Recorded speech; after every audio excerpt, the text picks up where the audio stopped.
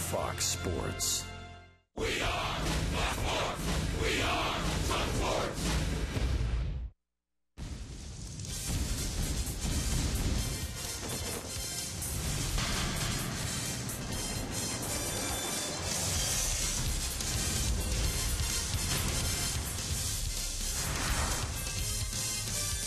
Welcome to T-Mobile Tuesday Night Baseball.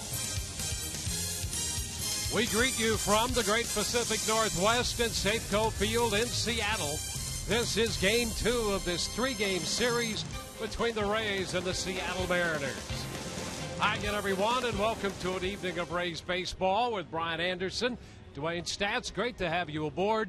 We'll be hearing from Todd Callis in just a few moments. Well, last night, the Mariners scored 3 in the first. They never looked back. A 12-5 final in that one, and so the Rays are down a game here.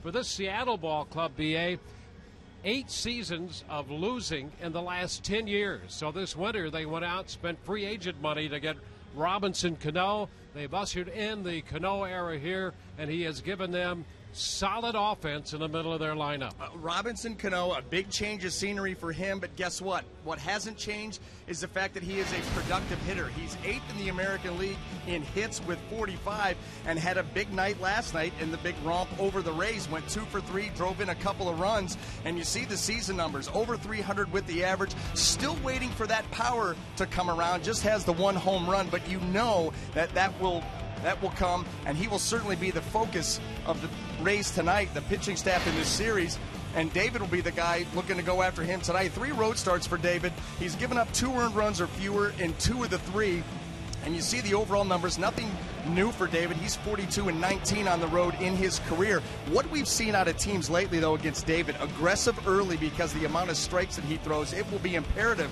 for him to get those pitches to good spots, especially early in the count. And after all this time, he finally makes a start. He's thrown some bullpens here in this ballpark, but never on the mound in the middle of the field. You see, no decision in his career against the Mariners. 7 innings of work in that one. A familiar face here, but in a Seattle Mariner uniform. It's Fernando Rodney. Todd Callis pursues Fernando Rodney. Checks in on how things are going for the former Rays closer when we come back.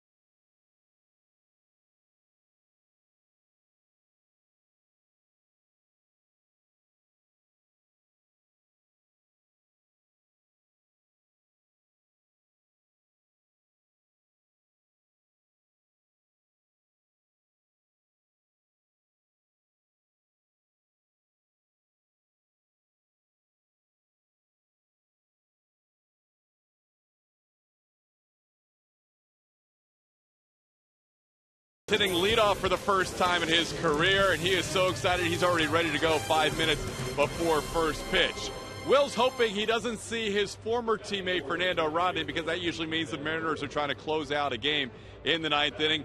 Rodney, of course, the former Ray with 2 spectacular seasons, especially 2012. So much fun to watch. One of those years that may never be matched in modern history by a reliever. Look at his numbers, 85 saves, the sub-2 ERA. A lot of fun in the clubhouse. Always had a good time shooting that arrow after the game. And Rodney, of course, now shooting arrows with the Mariners. We caught up with him before tonight's game and asked him what he missed about the Rays and in Florida. Miss the weather, the funny manager, Joe, how we dress, how we got comfortable, how we fly, what's the communication we have in the dugout with teammates talking about it. It's a lot of things. So he misses a lot, especially the funny manager. And Joe Madden has something up his sleeve for tonight's game as well. The boys will be smelling extra fresh in the dugout. We're less than 3.5 minutes away from the first pitch. It'll be the Mariners and the Rays coming up next on Sun Sport.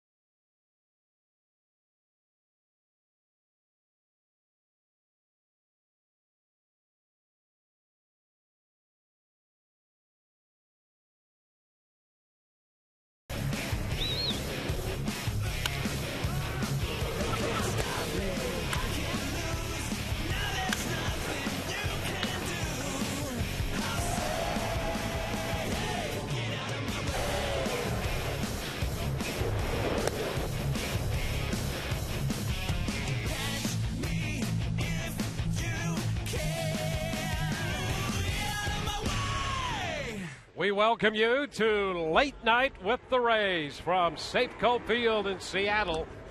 The swing to the West Coast continues. A 2-city trip. Rays will be headed down to Los Angeles and Anaheim following tomorrow afternoon's day game here in Seattle. Let's take a look at tonight's lineup presented by our Southern Ford dealers. The Rays will have Will Myers in the leadoff spot, followed by David DeJesus, who will be the DH. Evan Longoria hits third. Ben Zobrist gets the nod as the cleanup hitter, hitting in front of James Loney, then Desmond Jennings. Matt Joyce in left, Matt seventh, Yunel Escobar eighth, and Jose Molina will do the catching. He will hit ninth. Well, taking the mound tonight for the Seattle Mariners is right-hander Hisashi Iwakuma, just making his third start of the season. Went on disabled list at the end of March, had a tendon issue in one of his fingers on his pitching hand, but he has come back very, very strong. And in his last start, 8 shutout against the Kansas City Royals and picking up that second victory. You see the numbers across the board, outstanding. And he'll look to get it started here against Will Myers. Well, the Rays will have their work cut out for them against Iwakuma tonight. A tough start to the road trip last night. Rays committing 4 errors, 3 coming in the second inning, as the Mariners jumped all over the Rays and posted that lopsided victory. So here's Myers stepping in, and Iwakuma's first pitch of the game is a strike call. First pitch presented by Pinch a Penny. Well, as you can see, Joe Madden already tinkering around with the lineup. You're going to see Will Myers here leading off, Ben Zobrist in the cleanup spot, trying to jumpstart this offense, get something going. Will takes the pitch upstairs. Rays have dropped 6 of their last 7. Still remain 5.5 back of Baltimore in the East. Well, the Rays have lost their last 2. The Orioles have dropped their last 2. There's a high fly ball back into left. Ackley to the track, and he makes the catch. It's not quite all of that one. And Dustin Ackley handles the fly ball off the bat of Will Myers. Will Myers just missed that. That was a good pitch to hit up and out over the plate, but just doesn't quite catch it as clean as he would have liked.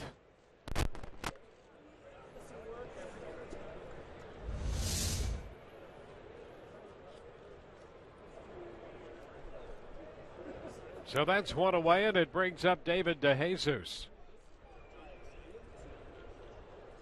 DeJesus with a couple hits last night, including a run batted in. He had a single and a double. He continues to swing a hot bat. A ball, no strikes. Yeah, big turnaround for David DeJesus. Last night, a couple more hits, drove in a run, another double. He's hitting .389 since the 22nd of April, and he lifts this one into left center field. Jones on the run, can't get there. Extra bases again for DeJesus. He will turn second and stop there with a double. His 8th 2-base hit of the year. And the Rays have a scoring opportunity with 1 out here in the first. Well, that little bit of slicing action off this hit here by David DeJesus, and James Jones is just not able to catch up to it. That ball was driven well out into left center field. He gets a little action on it. James Jones trying to run it down, cannot do that, and the Rays here with 1 out have a scoring threat. Slight thought there of maybe trying to get to third base, but wisely stays there and lets the 2 guys behind him try to knock him in. Yeah, he's got the number 3 and 4 hitters coming up, Evan Longoria and Ben Zobrist. You see DeJesus extending his hitting streak to 9. And the pitch is a strike around the knees, strike 1. And I would imagine as this game moves on that the Rays lineup will get aggressive with Iwakuma. As you saw in the season, just has the 1 walk in 14 2/3 innings. Likes to get ahead with the fastball and the slider. They don't want to see the split, and you get that a ton with 2 strikes. Up the right side, that's going to slice back toward the stands, out of play, 0-2. What we have here tonight, we have 2 pitchers who just wear the strike zone out. Yep. I mean, they want to take care of business as soon as possible, and we know how aggressive Price can be. Iwakuma is averaging just under 12 pitches an inning, 11.9 pitches per inning.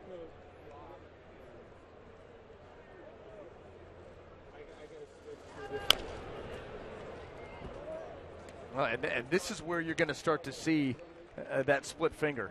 His overall usage of that pitch, mid-20s, 23, 24%. But 2 strikes, it goes up to 54, 55%. Against left-handed hitters, it goes over 80%. Now, that's just a two-game sample size, but the point is, 2 strikes, you're going to see that split a ton.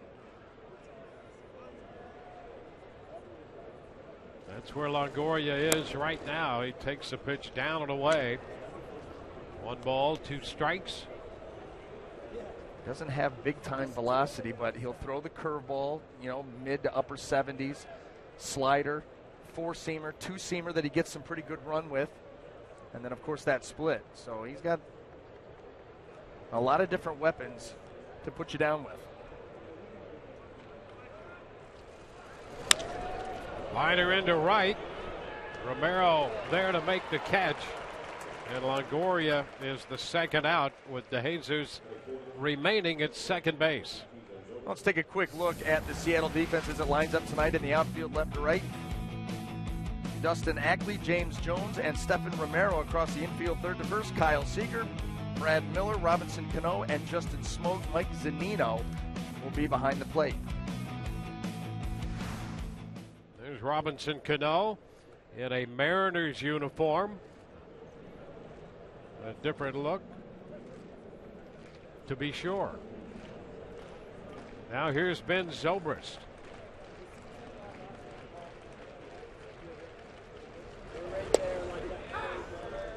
First pitch strike.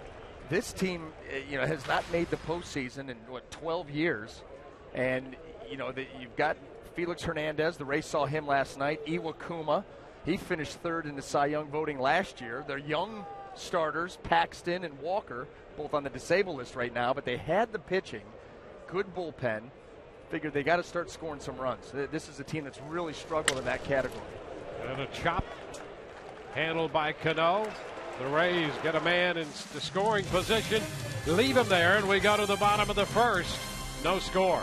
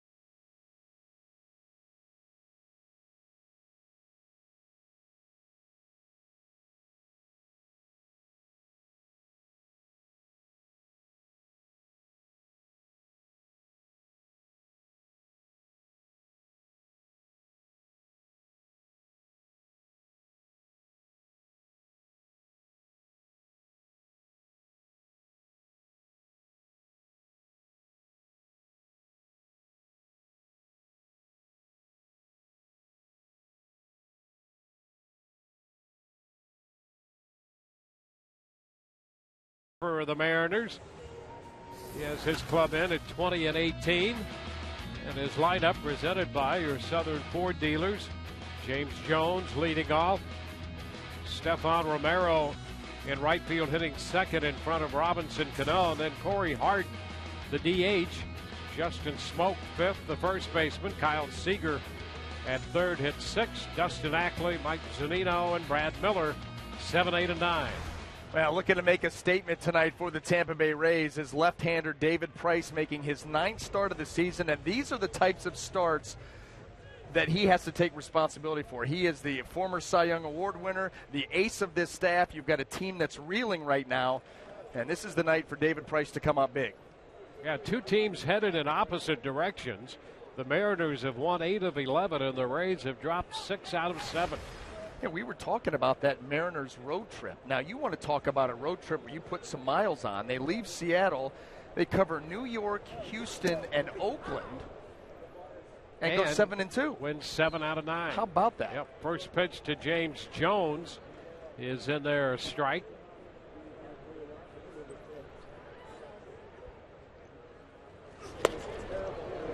Trying to catch up to that fastball up, and that had a little extra on it. He was late. You're going to have to get it started a whole lot sooner, Mr. Jones.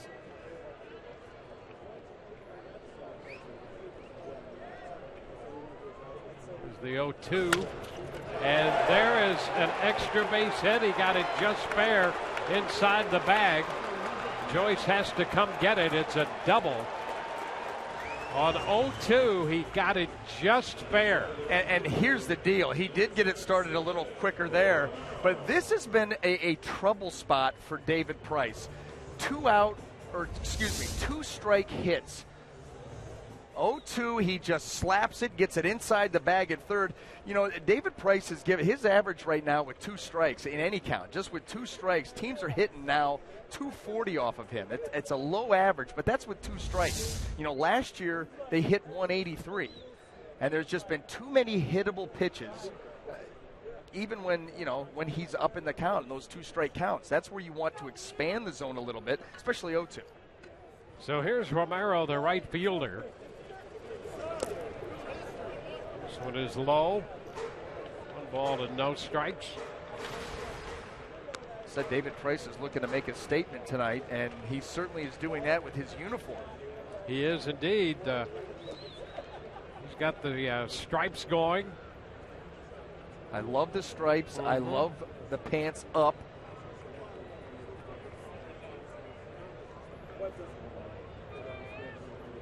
Adopting the Chris Archer approach. 2-0 the count.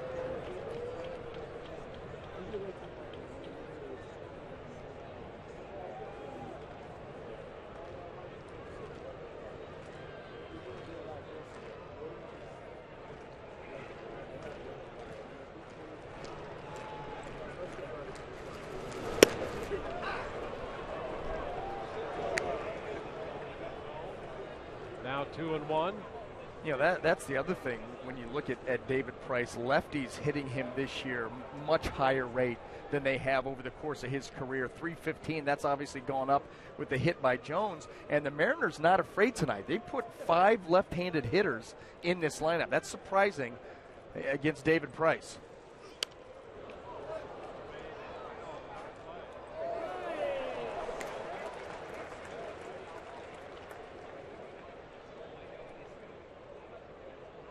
Jones doubled. Nobody out. A 2-2 count.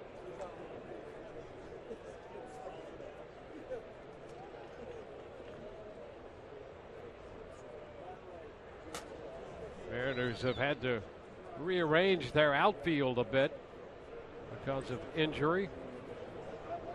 There goes a man for third. A high chop right side. That's a fair ball. Out at first, and Jones, who was headed for third, makes it easily. He had a great jump anyway. Yeah, the Mariners hoping that ball would go foul. Give Romero a chance to drive him in because of the jump by Jones, but that chopper right down the line, right over the bag to Loney. But watch this. He is off and running. He's going to steal that, and there's that chopper right off the plate. Stays fair.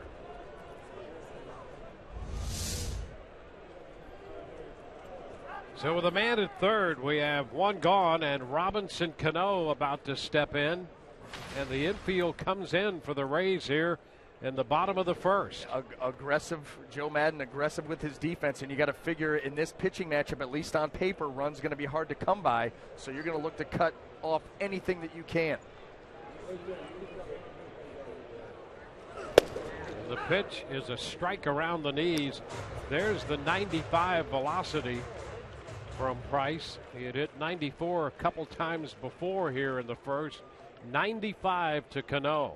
Well, there have been a lot of questions about his velocity that he's personally had to face, and I think that trying to send a message here tonight that there's nothing wrong with my velocity, and if I need to go back and get 94, 95, I can't.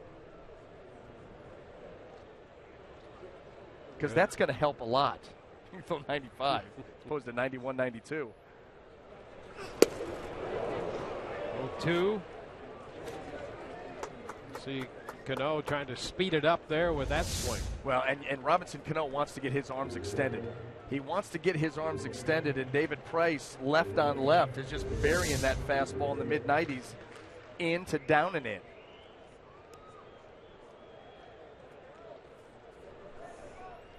So, an 0-2 count, ahead in the count. Price to Cano. Again in on him, and he fouls it away. You know, that's one thing that we've seen from Rays pitchers, and it's not just David Price, but if they find an area of the strike zone where they can exploit a weakness on a hitter, they're not afraid to go there time and time and time again. I mean, they're just telling him, we're coming in at you. Especially David with that big fastball. Now might be the time to move away from that location. There you go. See Molina set up out there.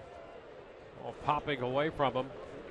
Boy, it looked like Jose Molina, that fastball away was popping out of there to maybe throw behind Jones down there at third base. The one thing that you do by doing that is you don't allow the home plate umpire to get a good look at a close pitch. Gary Cederstrom working the plate tonight.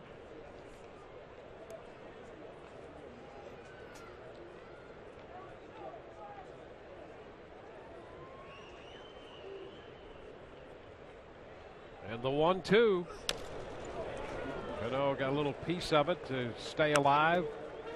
One thing the Mariners are under Lloyd McClendon, they are more aggressive.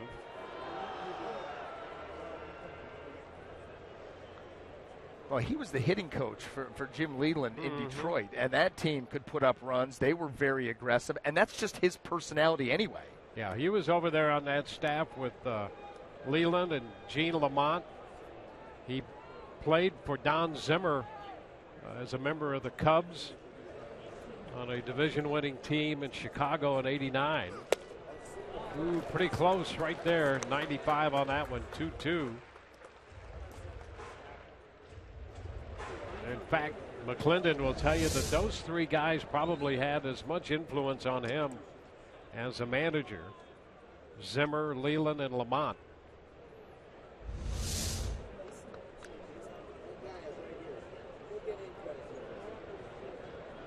The 2-2, little tap right side. No play at the plate. Maloney came up. It was not hit hard enough, and Zobrist had to get over there. So Jones crosses the plate. It's 1-0 Seattle. And that's what speed will do for you, too. Speed, a good jump, good base running. You bring the infield in to cut that run off at the plate. You get the ground ball, and you still can't do anything with it.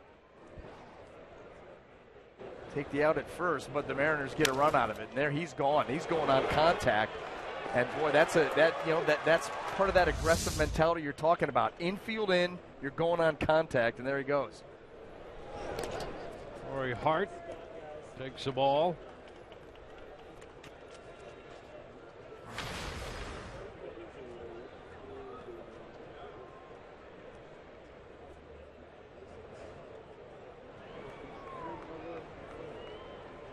Hart, the DH. It's foul. 1-1. Well, let's take a quick look at the Rays defense as it lines up tonight in the outfield left to right. You've got Joyce, Jennings, and Myers. Across the infield, third to first, Longoria, Escobar, Zobrist, and Loney, Jose Molina behind the plate. Now, Corey Hart missed all of last season because of injury. Yeah, he had work done on both knees. Well, when he was healthy with Milwaukee, he hit almost 90 home runs in a 3-year spread over there. 87 home runs in 3 years. And that is strike 3 call. 95 on the fastball, catches him looking. At the end of an inning, it's 1-0 Seattle.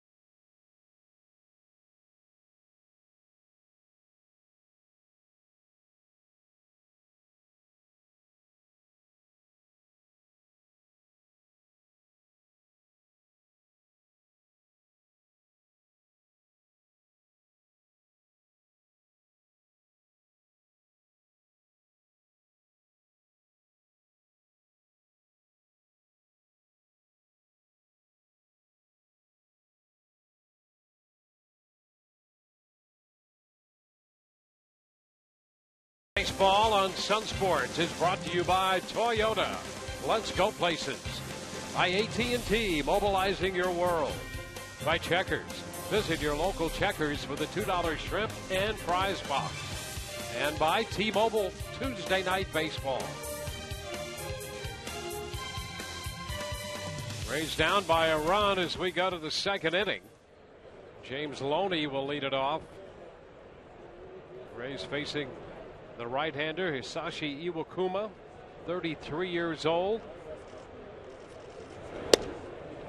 The first pitch is a strike. He was third in the Cy Young Award balloting last year with a record of 14-6, covering 33 starts. 219 and 2/3 innings. It was 220 by 1 out. Well, how about this? Just since coming over to the United States, 25-11. And he's not pitching here in Seattle where they're giving him tons and tons of runs. But 25-11, 2.83 earned run. There you go. And on the ground to Cano.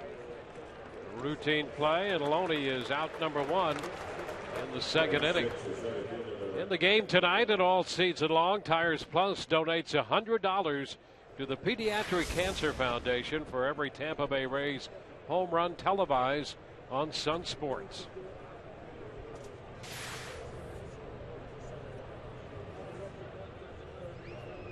There's Desmond Jennings. Desmond looking for his first hit of the series, 0 for 4 last night. And he takes a first pitch strike. A lot of those from Iwakuma. Yeah, again, he wants to get ahead, the sinker, the four seam, the slider, and then expand with that split. Pretty simple formula, but effective. 0-2. Quickly ahead right here. Yeah, he throws the sinker. It's got some depth to it. Then he'll throw that four-seamer, and even his four-seamer has a little bit of run.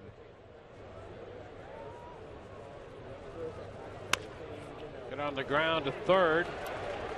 Seager whips his throw across to first. 2 ground ball outs, 2 up, 2 down. I mean, pretty standard stuff.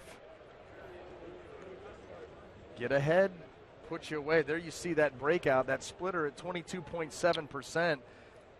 And again, once you get up and over, once you get to 2 strikes, it's 54%, over 80% against lefties. That's just this year. And with the bases empty, here's Matt Joyce. They said that last start that he had against the Royals, he went 8 shutout innings, gave up 4 hits. They were all singles. Bunt attempt by Joyce. He bunts it foul.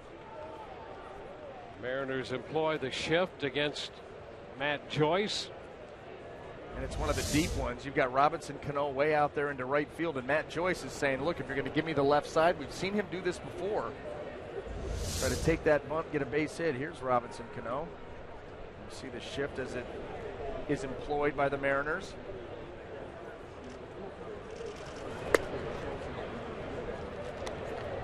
1 ball, 1 strike.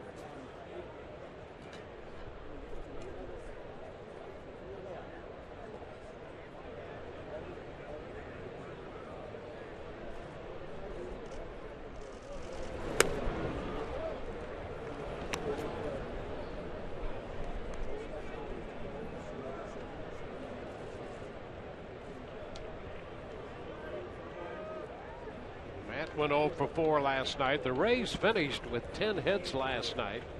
They were out hit 14-10 and outscored 12-5. High fly ball into left. Ackley to his left for this one. 1, 2, 3 go the Rays. We're through an inning and a half. 1-0 Seattle.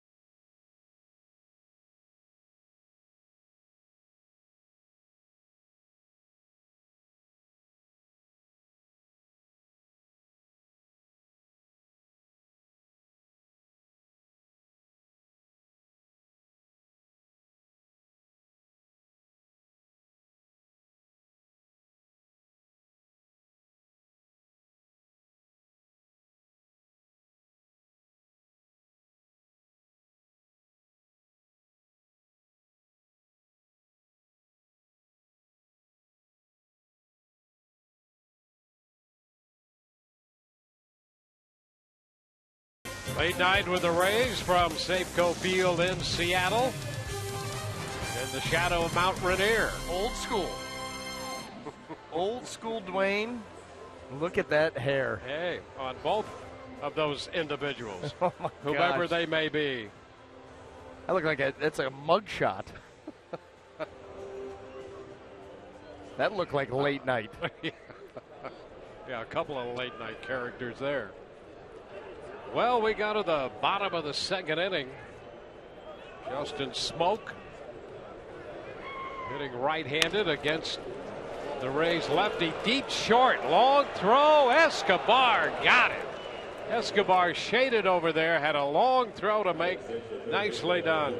Boy, he feathered that over there nicely. Big smile from David Price. Boy, Smoke thought he had himself a hit right there, and Escobar takes it away. Couple of things at work here. Positioning one and talent number two. Maybe we could flip-flop those in the order of preference. And a high five from David Price. Here's Kyle Seager. Seager, one of the 5 left-handed bats in the lineup against Price. Takes a strike. 6 home runs for Kyle Seager, all of them coming here at Safeco.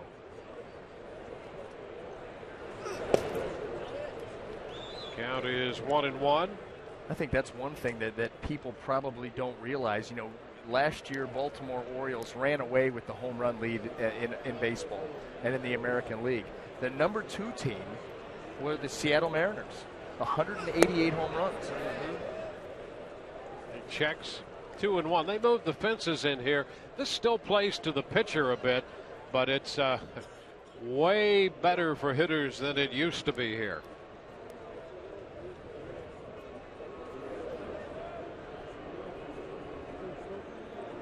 Two on the count to Seager. Into left.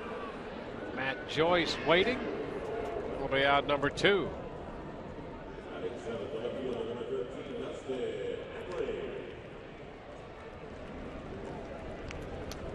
So 2 up, 2 down. Dustin Ackley, the left fielder, bats now. Another left-handed bat. Ackley 0 for 4, reached on an error last night.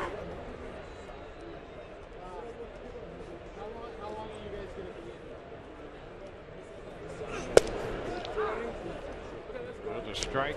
Ackley came up originally as an infielder. Last year came back up and they put him in center field. And you see right there the splits on why Mariners not afraid to throw those lefties out there. This ball has some carry, and it's going to be over the head of Joyce. Carom off the wall, and Ackley's in at second with a double. Put a little charge into that one the opposite way, and has a 2-out double. Well, Jones double to start the game in the bottom of the first against Price, and now a double by another left-handed hitter, Ackley. Well, he got a breaking ball that stayed up in the zone, and he was able to really juice it. You got to hit it opposite field. You got to put a charge into it. That's exactly what he did. And then Matt Joyce caught himself a little bit too close to the wall trying to make that play, and that ball bounds away from him. 2-out trouble. Here's the young catcher, Mike Zunino, out of the University of Florida.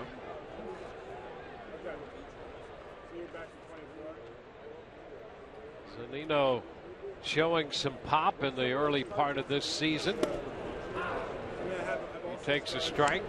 He has 6 home runs and 5 doubles, a triple as well.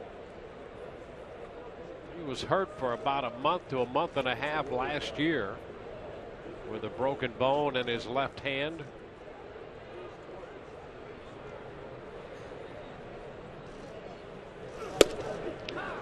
There's a strike. 96. Boy, the ball's really coming out free and easy, too. It doesn't look like David is laboring to try to get the velocity up. Looks like it's coming pretty naturally. 94s, some 95s, that 96. Maybe it's the pants. Maybe it's the look. And a cut to miss. He threw that one right by Zunino at 95. We go to the third. 1-0 Seattle.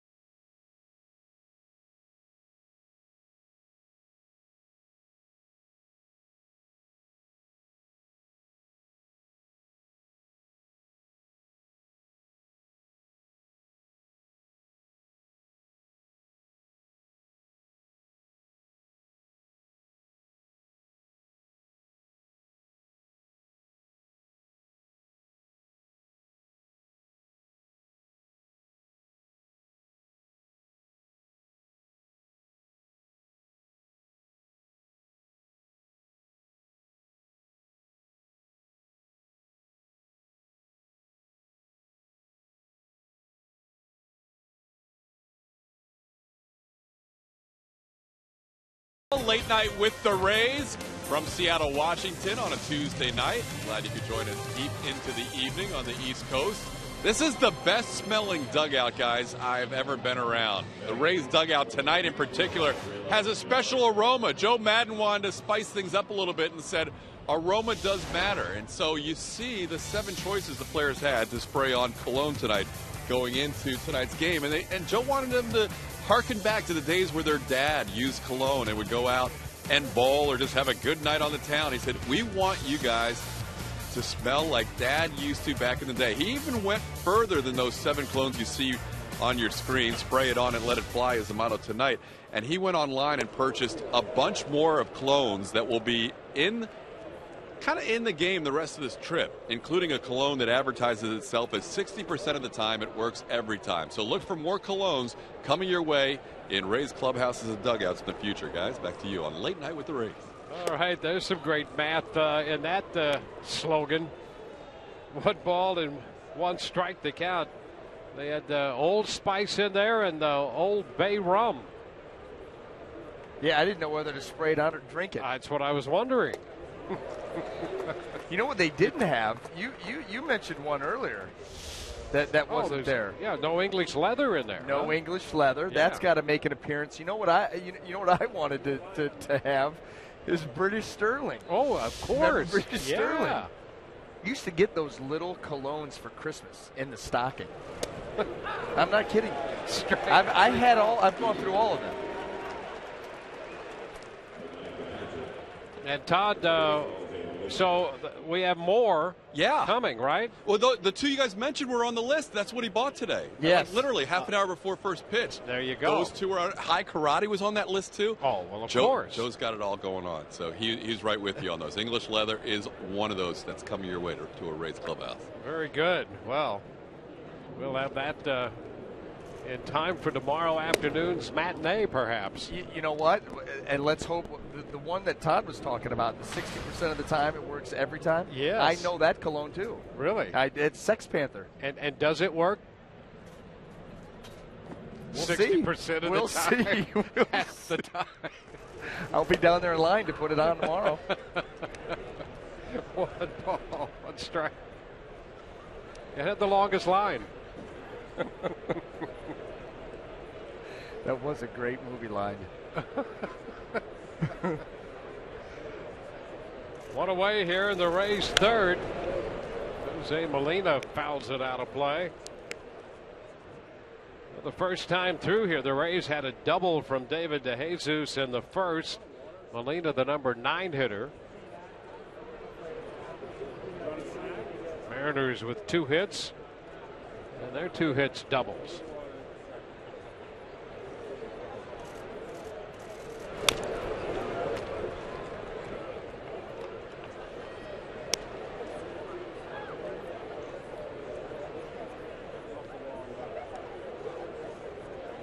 Iwakuma coming off that win his last time out in 8 innings against Kansas City. 93 pitches, no runs, 4 hits, no walks, and 7 strikeouts. And that's his second strikeout tonight. Back-to-back strikeouts here. So 2 gone with the bases empty. Now time for you to tweet your photo using hashtag SunSportsFanPhoto for a chance to have it shown in an upcoming game broadcast brought to you by AT&T.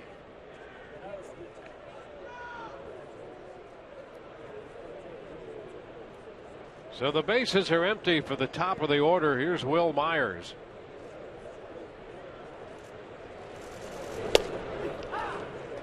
First pitch strike.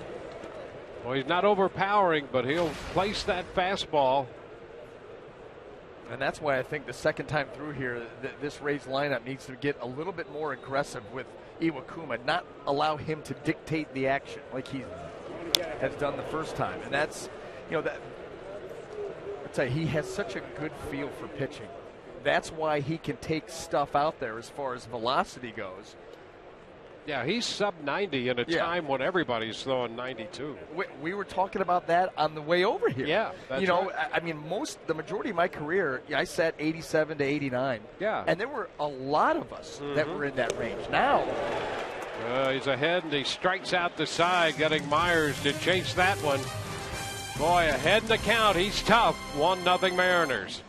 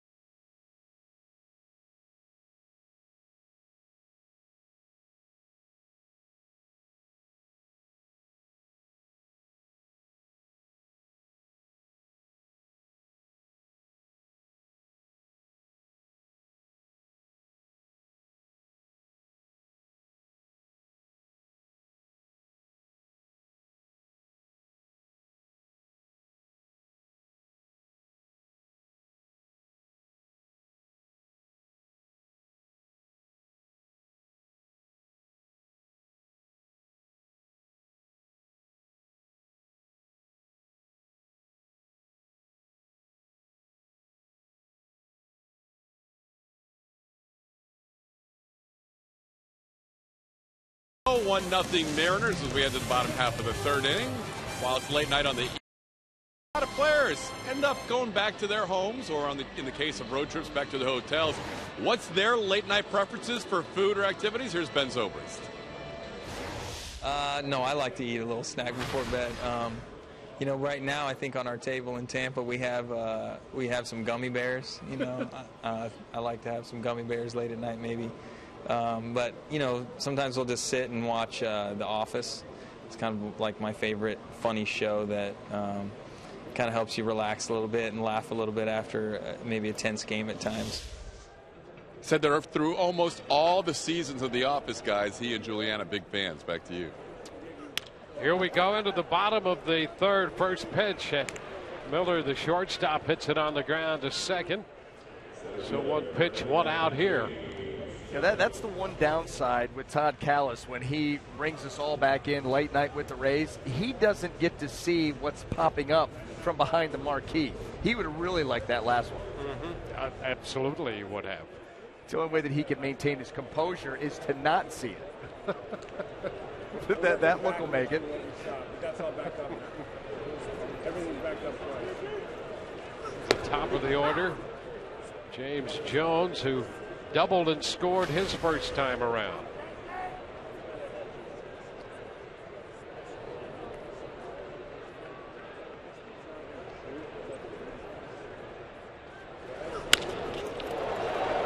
Driven into left center field. Jennings there for it, a couple steps in front of the track. Gets back toward left center. So 2 up, 2 down. The Mariners holding true to exactly what we thought they would do, what a lot of teams have been doing off of David Price, and that is because of the fact that he's around 3/4 of the time first pitch strikes. He's around the zone so very much that teams are like, why am I going to wait around? If I get a pitch to hit early, I'm taking my shot. Well, and David has said his approach is to get it down in 3 pitches. I mean, something's going to happen in 3 pitches, and he's been pretty close to that. Yeah, I mean, right there. First pitch strikes, 9 of 11. The pitch count just approaching the mid-30s here in the 3rd inning with 2 outs.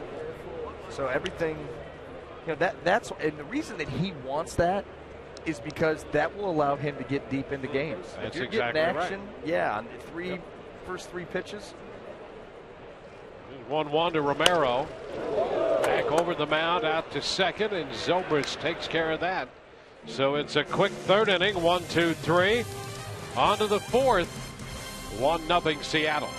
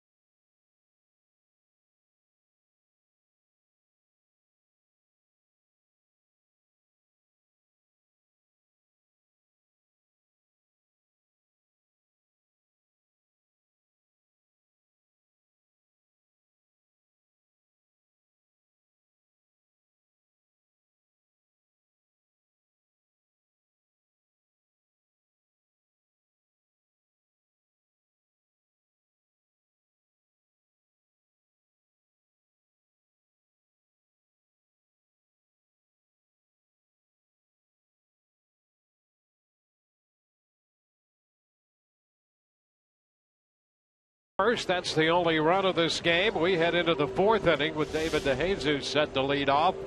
Reminder, Rays Flex Packs have been a hit with fans across Tampa Bay. Score one for yourself and choose any 3, 6, or 9 games you want to attend throughout the season at great savings and receive members-only rewards. Purchase your Flex Pack by calling 888-FAN-RAYS or visiting raysbaseball.com/flex. Look at those earrings. They match. They did team match. colors. Team colors. Jesus after the first pitch pops it back a third. Seager's after it and makes the catch. So early in the count out right there as DeJesus goes after the first pitch. These two pitchers, Iwakuma and Price, filling up the strike zone right from the get-go. Yeah, and the Rays I think that's what you're going to see here the second time through. You just don't want to get to the point. Iwakuma's got one of those put-away pitches, too. The split that you know you're going to get, you don't want to get to that. Well, we saw it in the third inning. He struck out the side. He got ahead of all three hitters and see ya. Makes short work. It was Evan Longoria. See, here's the thing, though. If you're going to be that precise with your location, go ahead. He'd love for you to swing at that pitch. You can't do anything with it, and he's going to get a called strikeout. This is what he did against the Royals in his last start. 1 ball, 1 strike.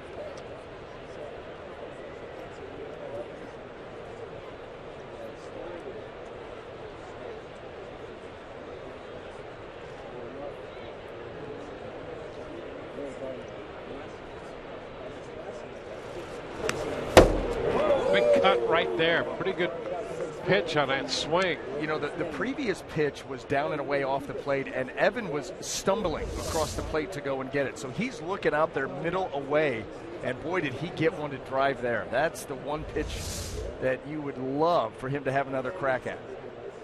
And so would he.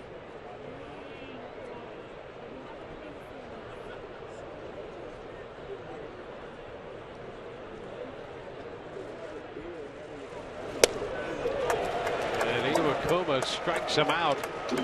That's it. Yeah, the pitch to hit was the previous pitch. Once you get to 2 strikes, here it comes. There it goes. I mean, here we are, 2 outs into the 4th. Longoria got a good pitch to hit. De Jesus doubled in the 1st. That's the offense so far. And one of them was a swing and a miss on a good pitch to hit. Here's Ben Zobrist. Fouling it back, strike 1.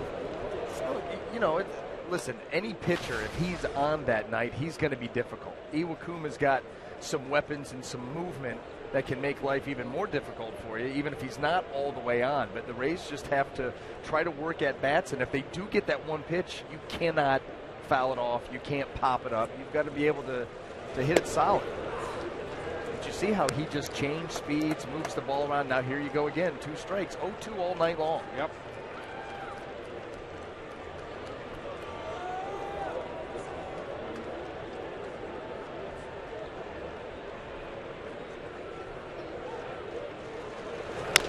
Zobrist chops it foul outside of first. And the last 6 hitters he's faced, he'd been ahead of all of them with the exception of De Jesus, who fouled out on the first pitch. So the 5 men he's been ahead of, he struck out 4 of them. And Zobrist just fouled off that 0-2 pitch. Check that breakout. 33-9 over his first 42 pitches. That's the kind of breakout that you start to question and say, is it too many strikes? Are you around the zone too much? But that's the way that he pitches. It's a ball, 2 strikes. And a lot of times with the split, they're going up on that board as a strike. They're not strikes because that late finish, they're either taking it out below the zone or, guys are chopping those balls into the ground because it's below the zone.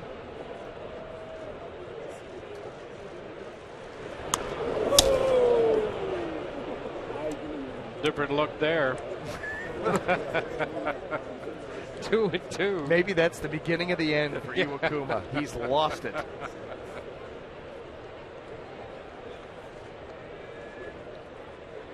He's actually gone 2-2 on a hitter now. He's human.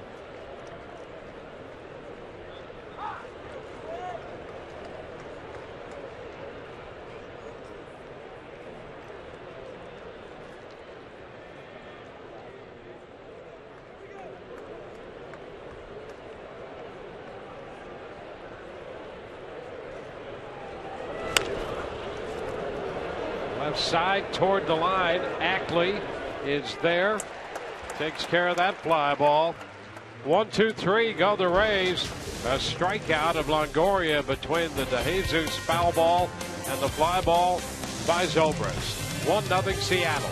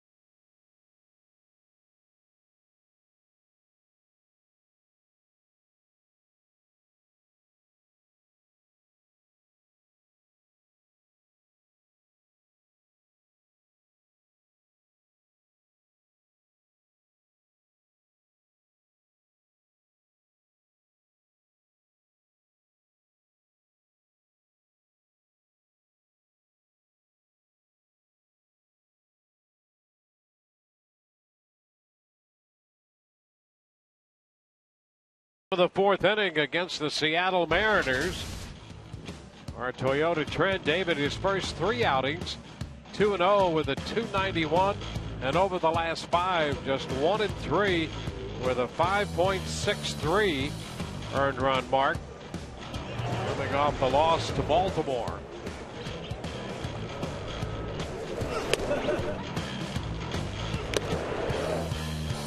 Strikeouts through the first 3 innings in this one, allowing a run and 2 hits. Well, it was Jones opening the game up, slapping that ball down the left field line. Since then, David has been outstanding. 2 infield choppers, moved him over to third and then got him in. That's the difference in the game right now. And for David, this has been an up and down year for him. I mean, he's had, so far 3 starts of giving up 2 earned runs or fewer. He's also had 3 starts giving up 4 earned runs or more. So I'm looking for that consistency. Robinson Cano tried to get his hands in and foul that first pitch up the right side. This one foul the other way. So a 2-strike count to Cano. Following right along with what Iwakuma is doing. Both of these pitchers, the idea is just never allow a hitter to get comfortable. Just put him, put him on high alert as soon as he steps in that batter's box. Here I come. You had better be ready to hit, or you're going to find yourself in really bad counts. Well, you saw the breakout there. I mean, these pitchers just right there with each other when it comes to being ahead in the count. Their pitch counts, strikes to non-strikes.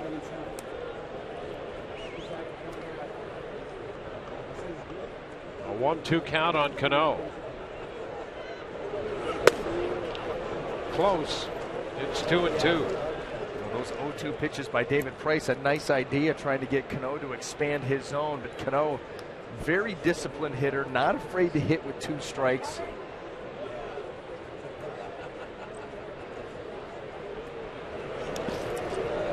Full count.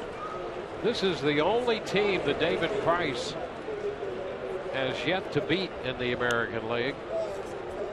He made that 1 career start against them at the Trop last August, had a no decision in a game won by the Rays 5-4, and he's making his first start against the Mariners here in Safeco Field. Down 1-0 so far in this one. And a full count to Cano.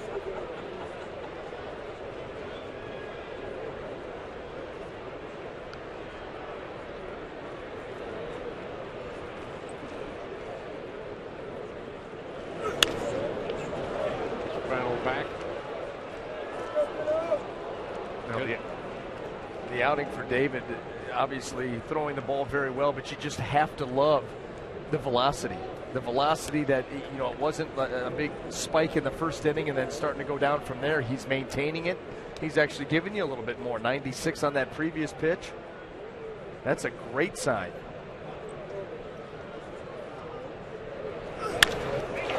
Shot into left center field. It's going to 2-hop the wall. And Cano's on his way to second with a double.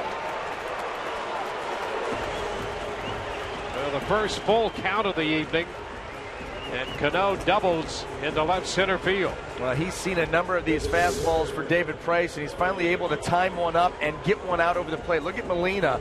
He's reaching back across home plate for that pitch. That tells you it's out over the middle, and Cano is able to juice it into the gap.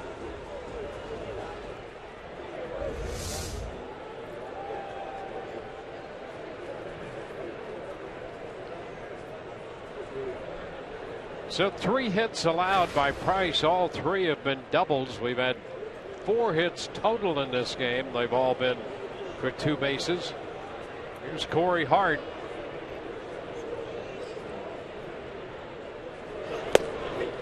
And that's a strike. Price got Hart looking on a fastball at 95 in the first. 11 of 13 first pitch strikes now for David Price.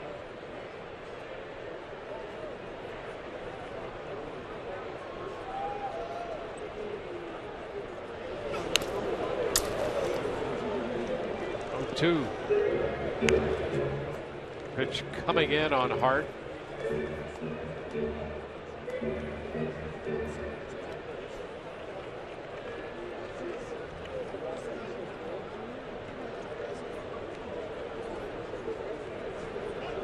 Cano at second. That doubled his 8th of the year.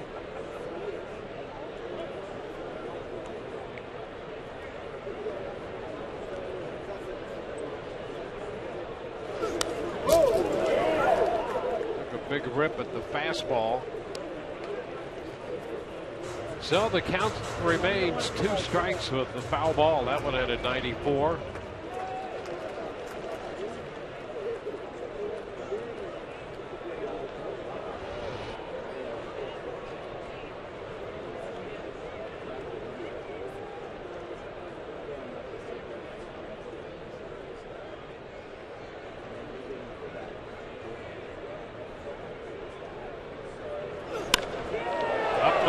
Side, that's going to hook into the seats.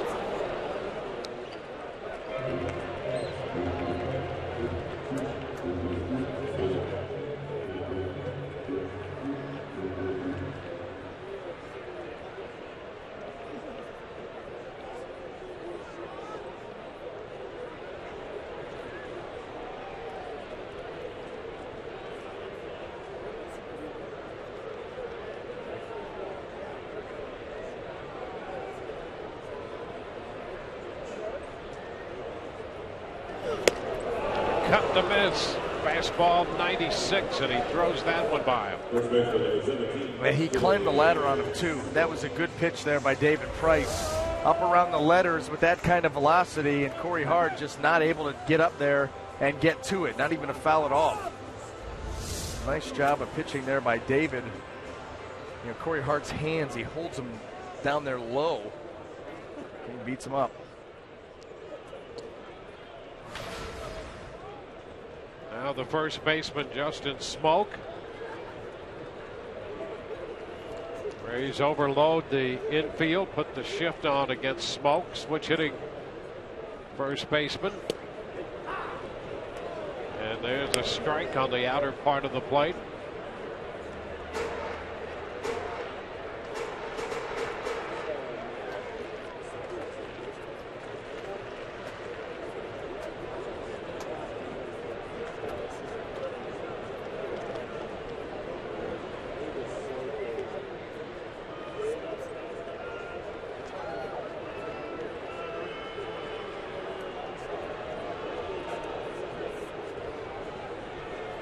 Seattle scored in the first. Cano's ground ball got James Jones home.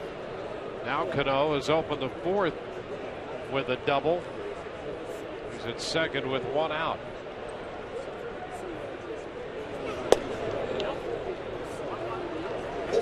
One ball, one strike. Well, we're seeing that a little bit more out of David here. He's thrown it a couple times tonight to the right-handed hitters. The cutter in.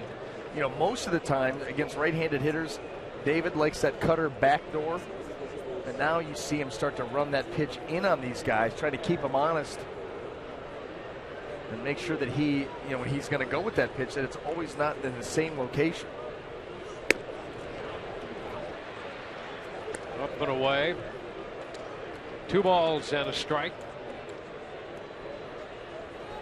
As a pitcher, you can be so dangerous if you have the ability to throw all the pitches that you feature to both sides of the plate, even the changeup in, and we've seen the Rays pitchers use that.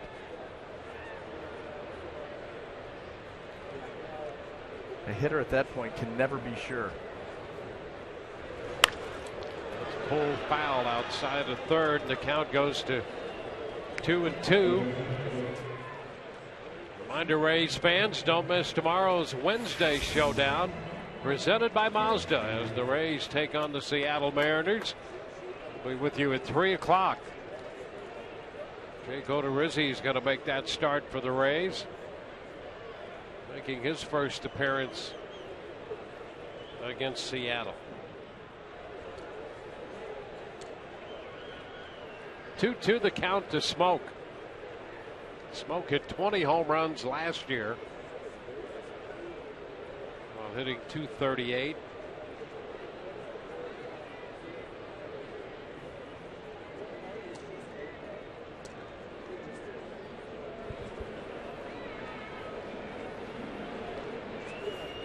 He's trying to pitch around the leadoff double. And went for the strikeout there on a fastball and missed. Full count.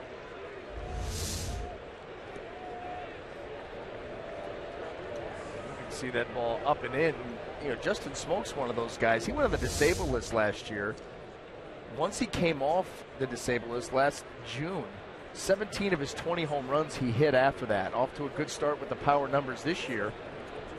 Really hoping that as far as that goes, that he's really turned the corner, because they've been waiting for him to kind of make that jump, become a run producer, a consistent run producer. Like to see that average climb, but that's been something that Seattle's had to deal with the last 5 or 6 years. Last 5 years, they've led the American League in the lowest batting average as a team. Yeah, they're hitting .235 this year. Right, 14. Which is right where they've been. Yeah. The runners in scoring position, they've been doing a much better job. And that's where they've been able to reel off some wins. Smoke is out on strikes. So a big strikeout for David Price. Back-to-back strikeouts. Here it is. Mid-90s. Just overpowering. So he's using the hard stuff to dispose of Hart and Smoke after the double by Robinson Cano. There's Kyle Seager.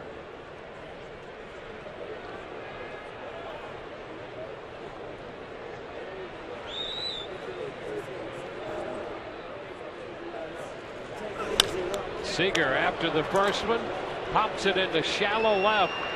Escobar's out, and he's going to save the day.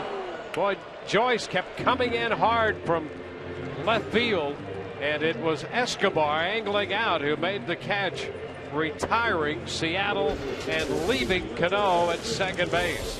Nice grab by Escobar. We go to the fifth. 1-0 Seattle.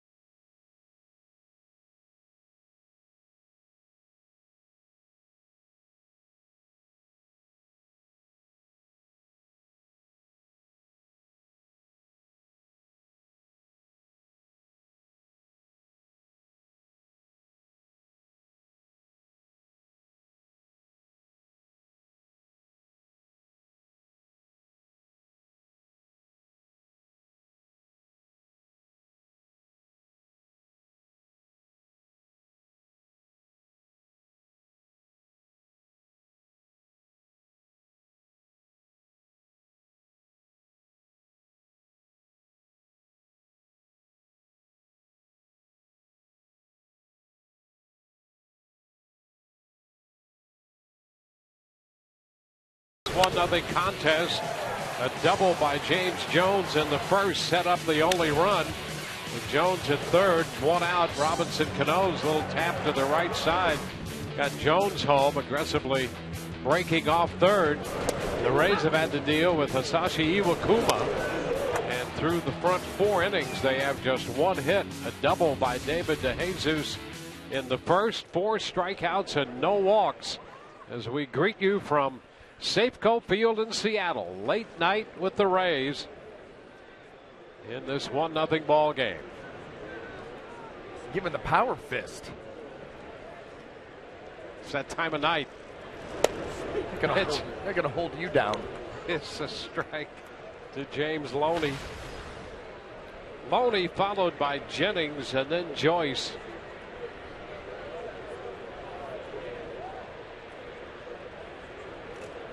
Iwakuma consistently ahead of Rays hitters.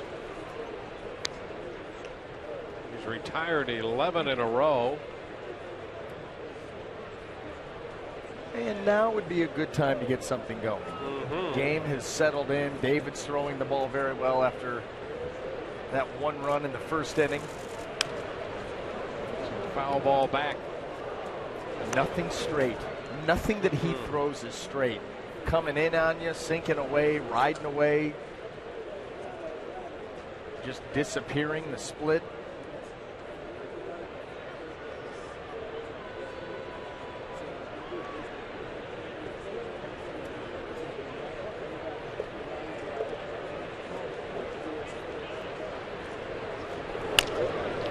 Chop to the right side. Cano brings down to pick it up, and Loney is out number one here in the fifth. You can send your favorite Rays players to the Twin Cities this summer to play in the MLB All-Star Game. You can vote at Tropicana Field or simply log on to RaysBaseball.com to fill out your ballot. Vote Rays and vote often. That's going to be a fun one to watch this year. And we get to go there right after after the All-Star game. That's our first stop. Rays pick up play right after the All-Star break in Minneapolis. Beautiful ballpark. Maybe my favorite. Maybe my favorite. I love that ballpark. First pitch strike to Jennings. Again. Iwakuma out in front. I'm just going to ignore what's going on here. Let's talk about Minneapolis and downtown. It's a great ballpark. Good, you can walk there. Ground ball to short. Miller. Same thing here. This is a great ballpark here. One of my favorites.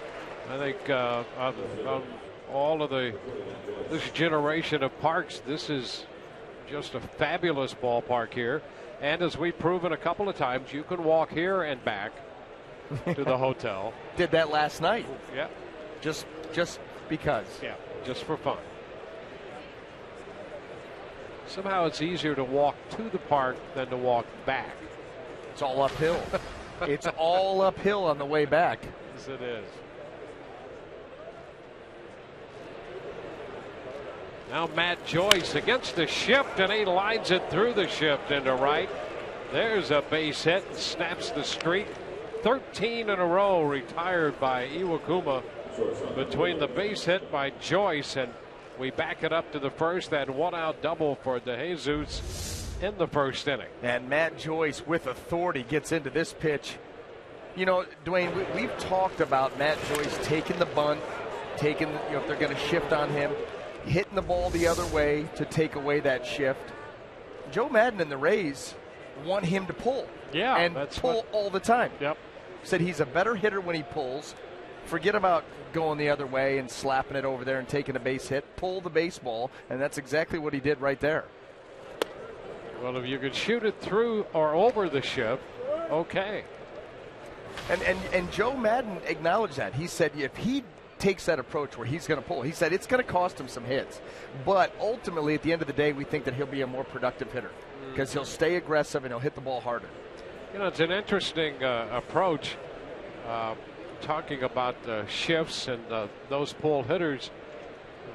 I read that article today about all of the shifts. Paul White in the USA Today did a very nice piece on all of the shifts, and of course David Ortiz, one of the guys who is who's on the receiving end of as many shifts as anybody, and the Rays certainly implement that. And it has cost him so far this year a few points on his average.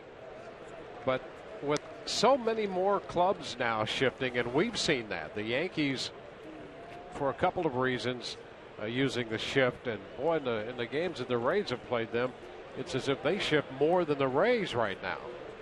So it makes it tougher and tougher on these hitters. And you're right, it may cost them some points on their batting average, but I guess the thinking is if you've got a power guy, maybe you want him to go ahead and use that power, his natural power, more. And the times that he does connect, it's going to pay off in terms of power and run production that way. David Ortiz can hit the ball the other way. First of all, the park that he plays half of his games at, yep, and he's got juice that way. He's a big, strong guy that he can hit the ball out anywhere in a ballpark. But I know that anytime that you had, there you go, keep it rolling right there with another base hit. Anytime that you had a hitter that would come up there like a David Ortiz and a big power hitter, if you were going to slap one the other way and take I'll give you that single all day long. I'm not worried about your single the other way. I'm worried about you juicing one into the gap, either for a double or a home run. That's what worries me as a pitcher. Not you pitch away, you slap it because no one's over there. I'll give you that single all day long. Yeah. Now, here's the question. As Escobar is at first and Joyce is at second, Jose Molina up here. I think some of the concern about Joyce and years past, he got to the point where he was so pull conscious.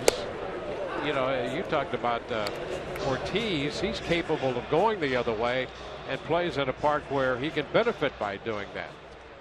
I just wonder if there were times with Matt when the feeling was that he just got over pull conscious, and if he were a little more aware the other way, if it would help or not.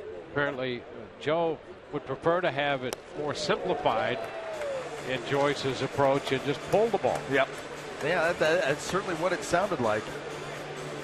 He said he feels like ultimately he's a better hitter for the Rays and will be more productive if he sticks to that one approach. And that is to jump on pitches and try to pull them with authority.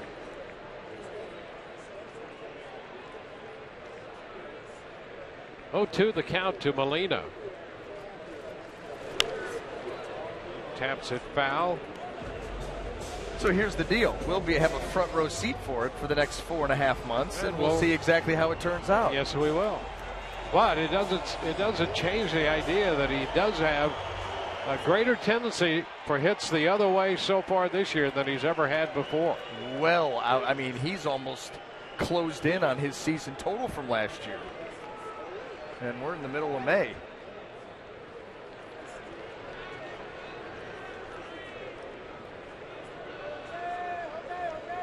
The 0-2 popped up.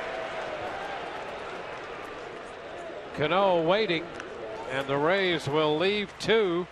Couple of 2-out singles. We go to the bottom of the 5th. Still 1-0 Seattle.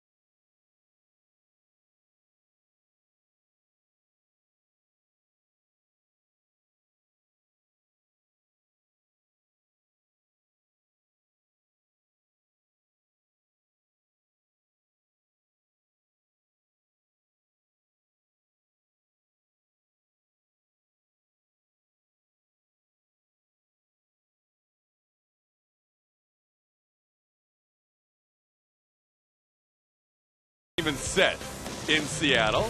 We'll set in about 10 minutes.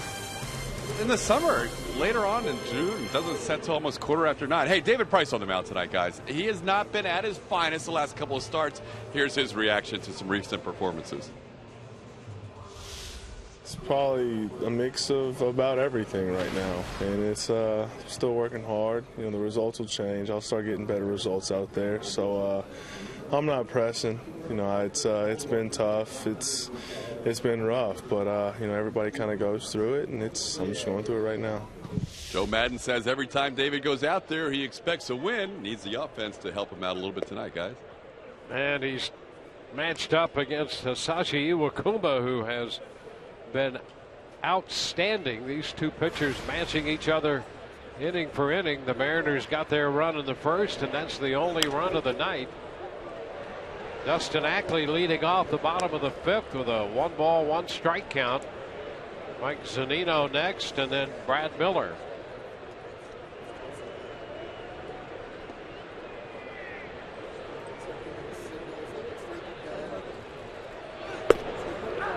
That's a strike, says Gary Cederstrom.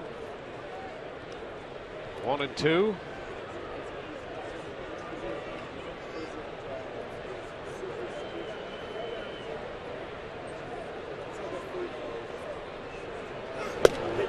And strike 3 called. Ackley caught looking right there for out number 1. Dwayne, I got a question for you. What time of day did this happen? Yeah, it wasn't. The sky was not blue. There's the clue. The clue's right here. Yeah. You know what that is? That was late night. That was late night with Todd, and you always know late night with Todd because of wet hair. Dead giveaway. Mm-hmm. It's like a second wind. 1 strike the count to Mike Zunino. Tried to check, but could not on the appeal. Erwin Danley says that's a strike, and it's 0-2.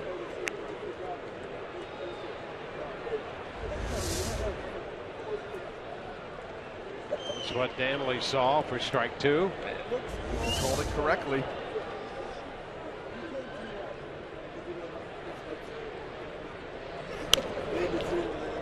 Rattle back. You just get the feeling with these two pitchers. Even that swing right there by Zunino. The hitters in this game at this point are on the defensive.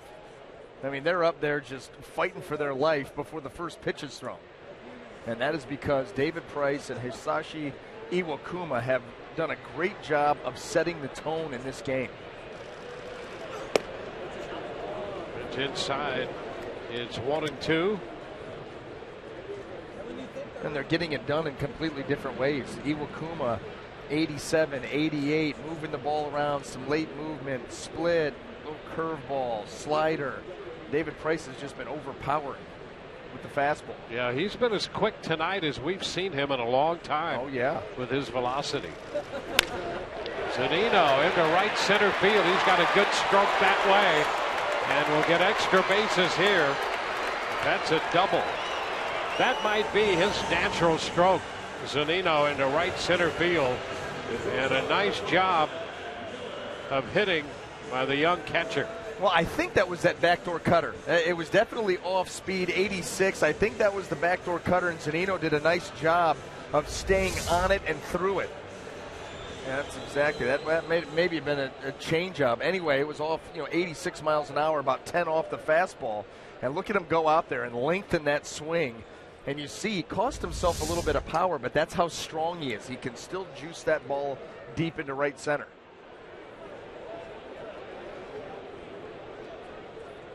So another double.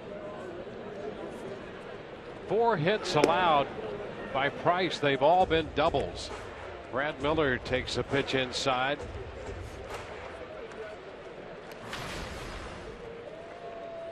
Miller grounded out his first time. Been a bit of a struggle for him offensively so far. He was out with Lloyd McClendon working on that. A little extra time in the cage today.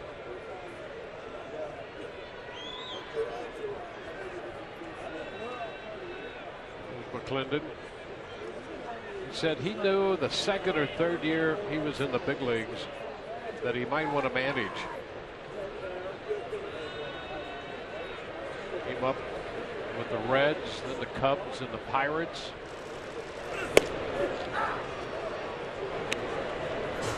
One ball, one strike. So that's planning ahead. That's one of the prerequisites of a manager. You got to be able to think a few steps ahead, and boy was he. In the second or third year he was in the big leagues, he was thinking ahead. You would think that you'd be focused on, I don't know, having a career, making the most of your time in the big leagues. The foul ball. The count is 1-2. Either that or he just stumbled into a really bad situation and said, hey, listen, I can do a better job running this team than this guy.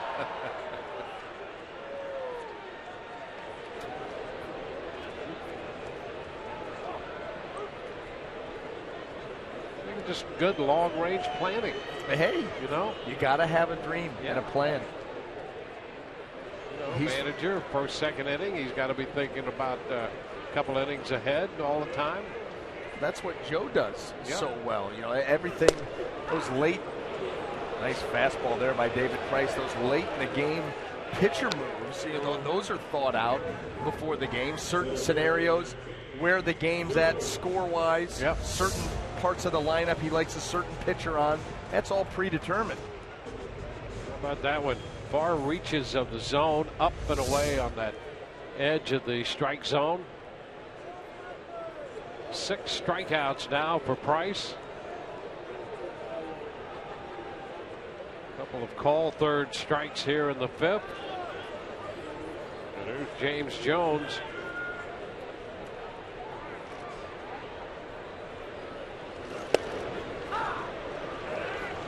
Strike.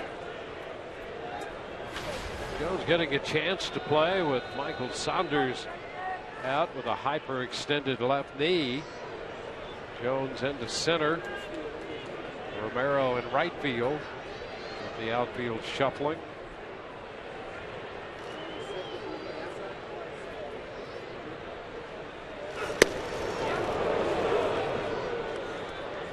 Two. That'll tie you up. Yes, it will. 94 middle in.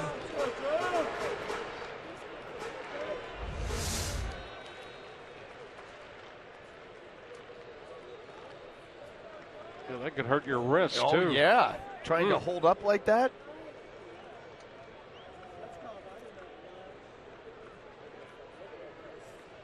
Good to be young.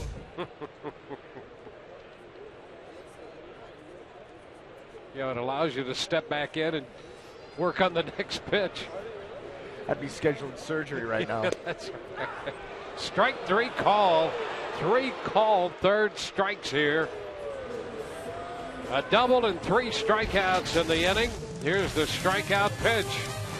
We go to the 6th. 1-0 Seattle.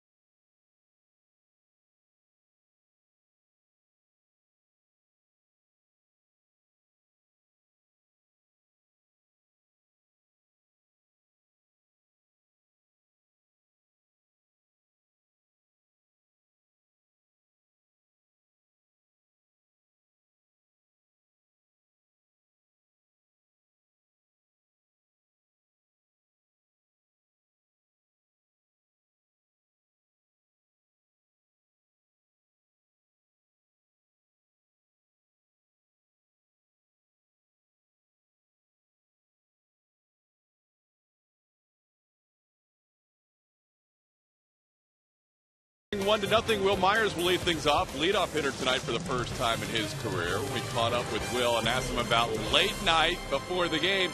Here are his thoughts about eating after a ball game.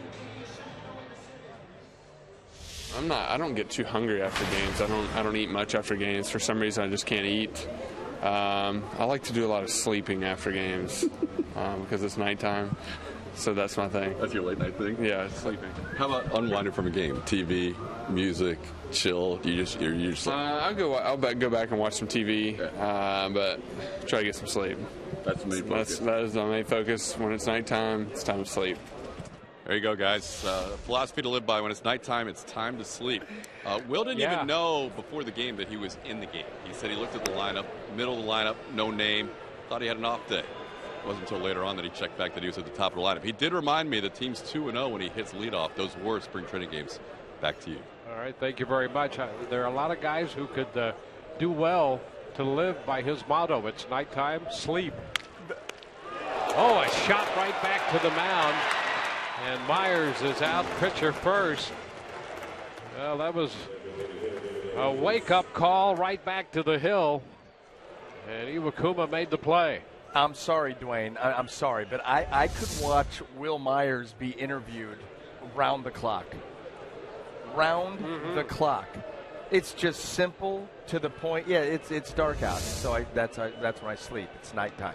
It's words to live by. So what do you do at night? Will Myers, words to live by. I mean, remember the Deep Thoughts by Jack Handy? Yes. Old Saturday Night Live skit? Yeah, we could get something going with Todd, because Todd and him have a little rapport. They do. And so we could get something going with Will Myers. Just his thoughts on it. It'll be short, concise, boom. Yep. The strike to David DeJesus. I just wondered if he was trying to get a message to Todd, because he repeated what he does at night a number of times there. Todd, nighttime, sleep. Todd, it's night, I like to sleep. Yeah. My focus is sleeping because it's nighttime. It's not sidling up to the group at 1:40 in the morning with wet hair. Yeah. That's not sleeping. No. Of course, we're not sleeping either, but he wasn't talking to us. No, he's talking to Todd, trying to make a point. He still has no idea the pictures that are popping up either. He thinks he's doing real journalism down there, and it's just a mockery. Well, it's late night. We live for these trips.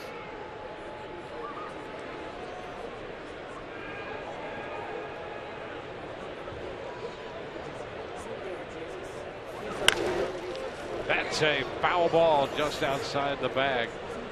Jesus making a bid for his second double of the night. Seattle scored in the first. The Rays have stranded 3, including DeJesus in the first when he doubled. Rays put Joyce and Escobar aboard with 2 outs in the 5th. That's been it.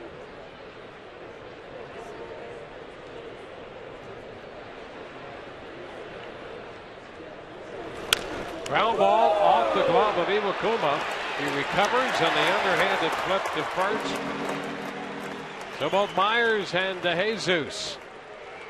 A couple of variations of the same theme.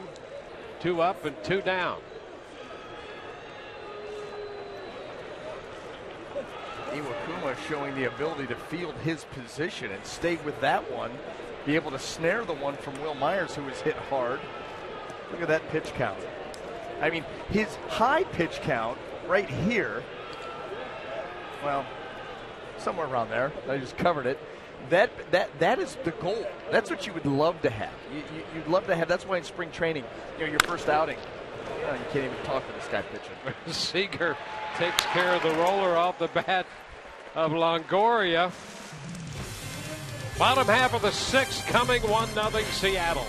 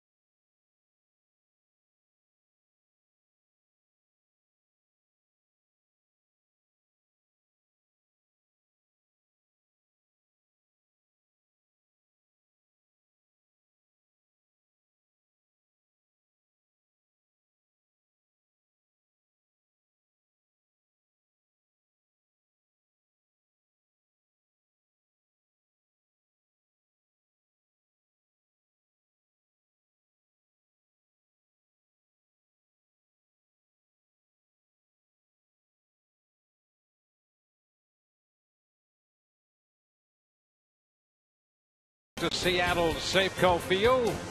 Late night with the Rays. It's a 1-0 ball game here.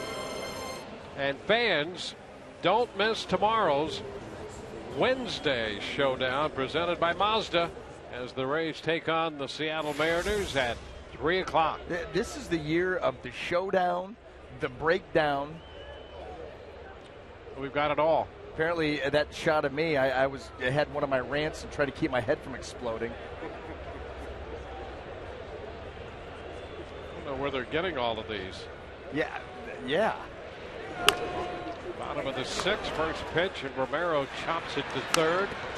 Longoria handles that. Stephon Romero, the right fielder, is retired. One pitch, 1 out. So 71 pitches here for Price. 7 strikeouts. Well, so far this game has played along right what we thought it would be. Two guys that fill up the strike zone, hitters that are going to be aggressive early in the count to try not to get down 0-2, 1-2. It hasn't always worked. And here's Robinson Cano. He's the difference in the game. A little ground ball in the first inning scored James Jones, and that's the only run scored tonight. And there's a first pitch strike. Well, a bunch of those tonight by both pitchers.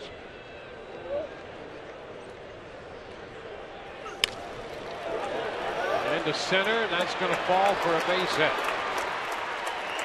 Cano's second hit, he's 2 for 3. 1 out single.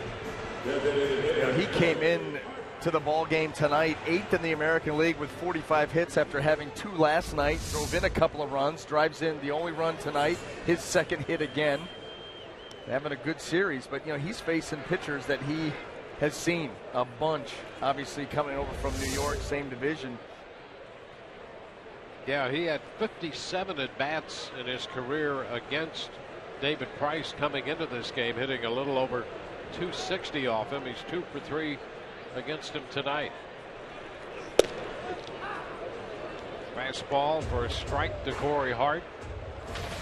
The Rays started the day in last place in the East, but still 5.5 back. They've been fortunate that the Baltimore Orioles have lost a couple, and they lost a tough one against Detroit in Baltimore earlier tonight. They had a 1-0 lead going into the 9th, and Miguel Cabrera hit a 3-run homer off Tommy Hunter, and then Victor Martinez also homered. And the Detroit Tigers beat the Orioles 4-1. So right now the Rays are 5 games back, despite having lost 6 of their last 7. And that's the thing that might save this club. If they can stay fairly close and get their pitching back, and then they'll have the rest of the season to try to make a run. This ball skipping by Molina and up into the stands. So Cano advances on a wild pitch.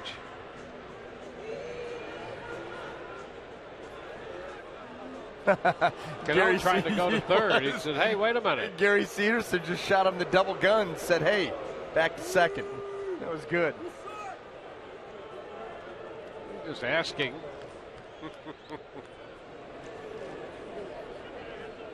Would it be okay if I proceed to third? Thought I'd ask. Just politely. Never hurts. No. So on the wild pitch, Cano is in scoring position.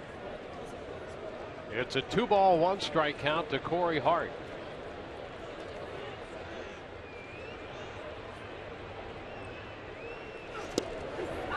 There's a strike. 2-2.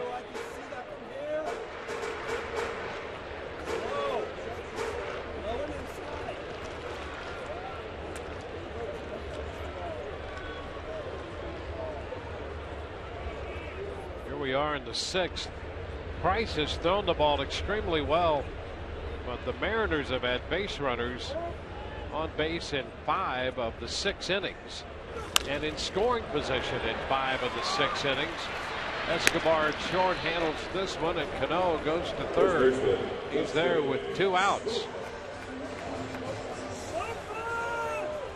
Reminder, the Rays' wives will host the Rays on the runway to benefit the Children's Dream Fund June 25th. Players and coaches paired with their significant others or a child from the Children's Dream Fund to walk the runway and model this season's newest fashions. Get your tickets now at www.childrensdreamfund.org.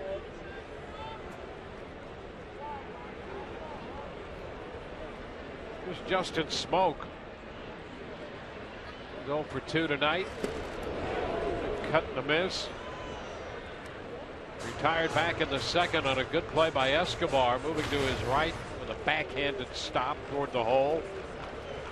And Price struck him out on a 95-mile-per-hour fastball in the 4th inning.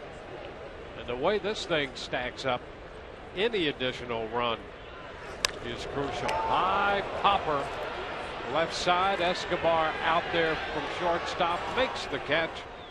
No runs, a hit, and the man left. We go to the 7th, 1-0 Seattle.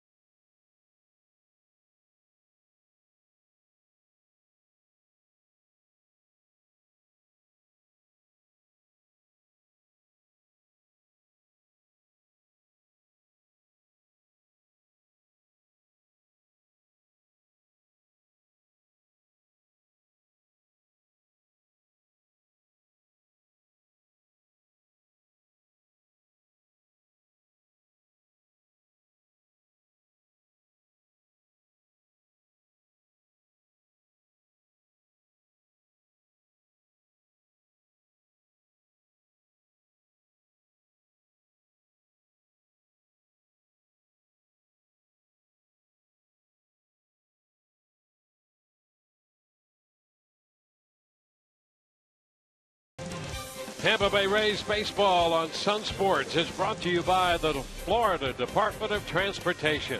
The Florida Department of Transportation reminds you to drive sober or get pulled over. More late night with the Rays from Safeco Field. Oh, yes. Yes. All under control. God, do I look creepy. You? I like that look on you. Yeah, let's go to the 7th inning. Here's Ben Zobrist leading it off. I like that photo. I like that photo. High fly ball into center. Jones coming in, and he's got it for the out. So Zobrist, the first out. It looks like you like something there. Yeah, what's with that creepy wink? That is really bad. Well, I think that's your reaction to it. And your high left, you get the finger going. There you go. Well, hey, it's one of those mad scientist experiments. Yeah, and you know what that tells you?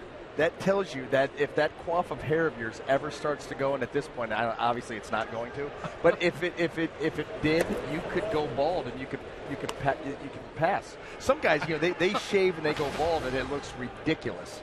Egghead and it's just goofy looking. Yeah. You could pull it off. Well, you look good either way. Thank goodness, because mine, I had no choice. It was going, baby. It was going.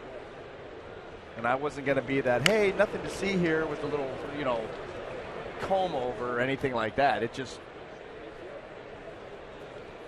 I don't know. That would have looked pretty good. No. Giving it a try. No, there was no chance. There's a small diamond coming here, and it started here. You know what it started is I was looking in the mirror, and the mirror behind me, and all of a sudden I'm like, whoa, that's kind of light there. And once that started to go, I'm not going to pretend it's not there. I'm not going to wear the ring around with nothing here. Why? There's nothing up there. That ring around the head of hair doesn't work. So I just took it off. And it looks good. Well, it looks good on you. You get a free bowl of soup. A 1-1 count. Loney fouls it out of play. 1 ball, 2 strikes. This game is moving quickly. It was. Yeah. Nice job, D. Wade. There, a couple of Brian Anderson fans. Easy. To the extreme. Well.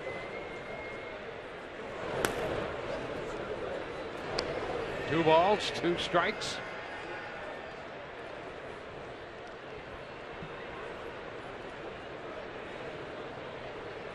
In fact, there have been some times when this game has gone quicker than we are.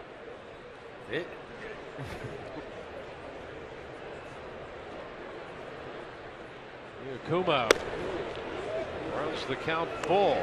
Boy, this is big news, a full count.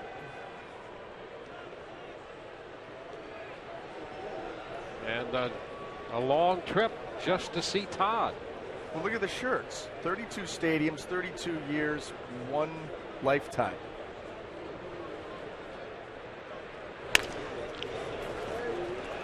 It's out to Cano. Boy, I'm telling you, Iwakuma, this has been a great matchup with Price.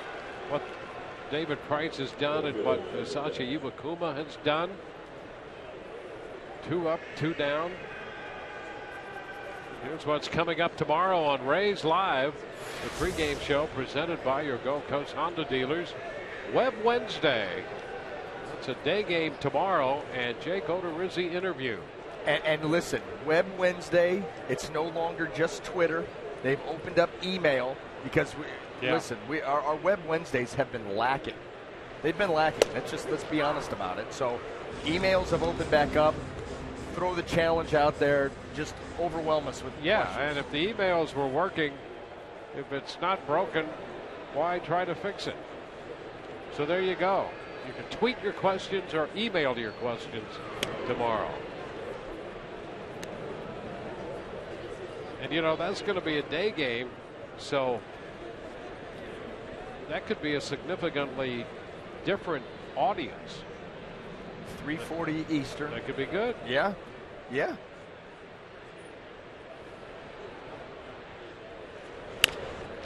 Chop to third.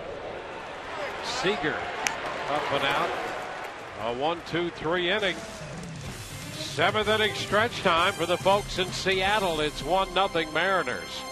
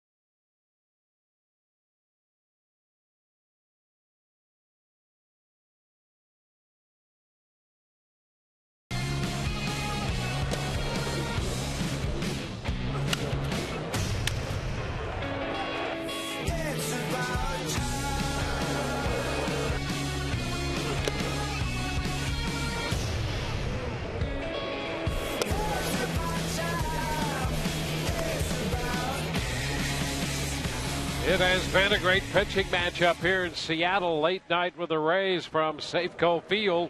David Price and Hisashi Iwakuma.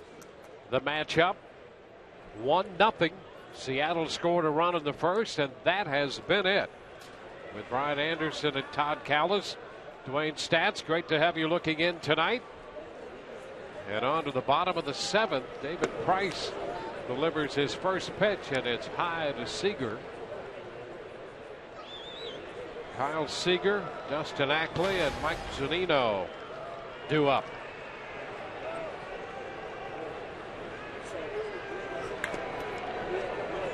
One and one on the foul ball.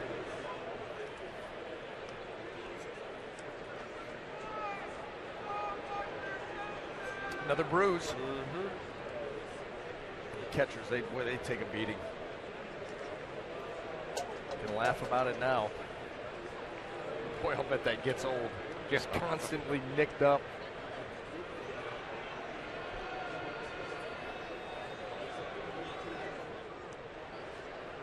See 82 pitches made by Price.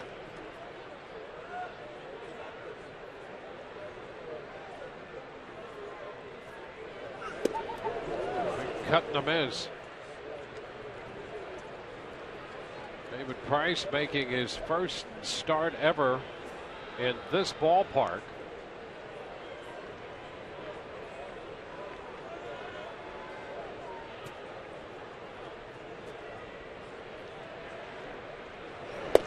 And there is strike 3 call. I'll tell you, David Price has it working tonight. Both sides of the plate. He goes in with the heater to then set this pitch up. See Molina out there right to the edge. You know, you can do that when a guy has the command that David Price is showing tonight. Those catchers can be very active behind the plate with Iwakuma too, and really get to the extremes of the strike zone, knowing that your guy can put it right there. The ball to Dustin Ackley.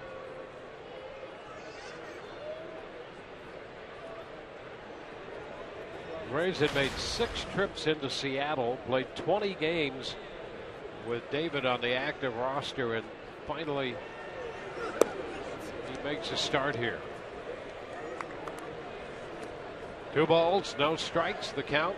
And David, upset, falling behind 2-0, takes a little walk, kind of clears the mind a little bit, deep breath, and get right back at it. That's a smart veteran move. This game has no margin for error at this point. It has been 1-0 since the bottom of the first. It is 1-0. We're in the bottom of the 7th. By the mound, it'll be charged by Escobar. The barehanded pickup and throw down in time. Ackley didn't hit the ball hard enough to hit it into an out. And he's aboard with an infield hit. Yeah, and he also had the added advantage of hitting from the left side, so he's closer to first base. That gives him a head start. And then, you know, Escobar had to come from a long way with the bare hand, just was not going to work out.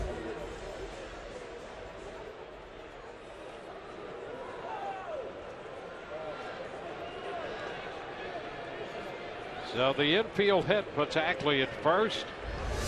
Brings up Zunino. You remember, he took a changeup into right center field for a double in his last at bat.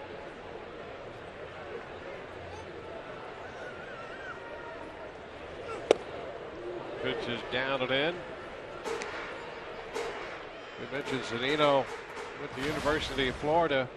As a kid, he was a Charles Johnson fan when Charles Johnson caught for the Marlins. Zunino's dad, a scout. And it was about that time he decided that he'd like to be a catcher. Well, here he is in the big leagues.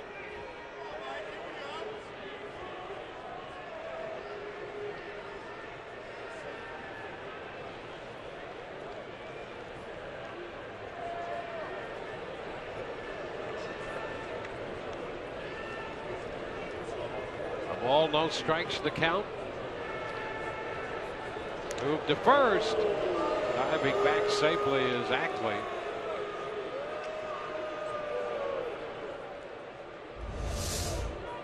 David Price stepping off. It's a tough throw to make, and that was a close play over there at first base. Very close. You know, base runner typically looking for that once the pitcher comes set. They're looking at that front leg. David quick with the step off and flip over there.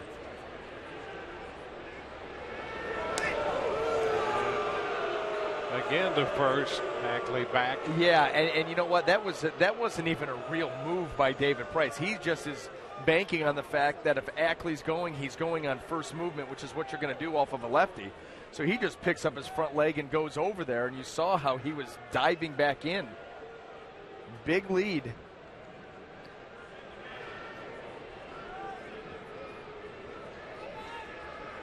Again and close. They got him. Price picks him off this time.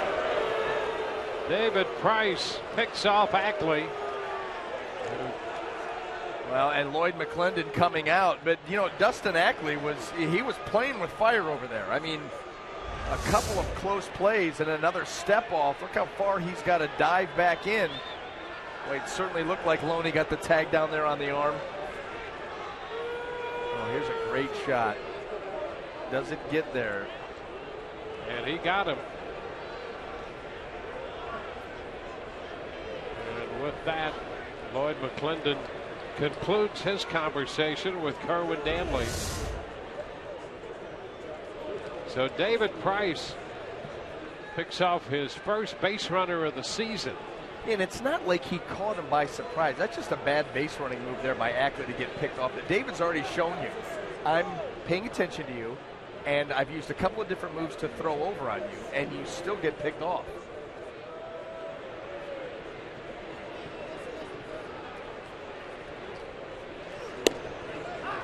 A strike to Zunino. Price, who's pitched a heck of a game tonight, has pitched a lot of it out of the stretch. He's had to dodge some trouble. Yeah.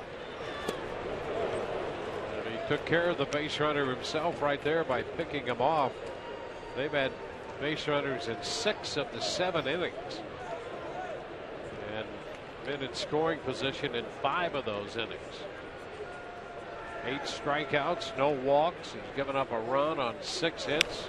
Fastball is fouled back.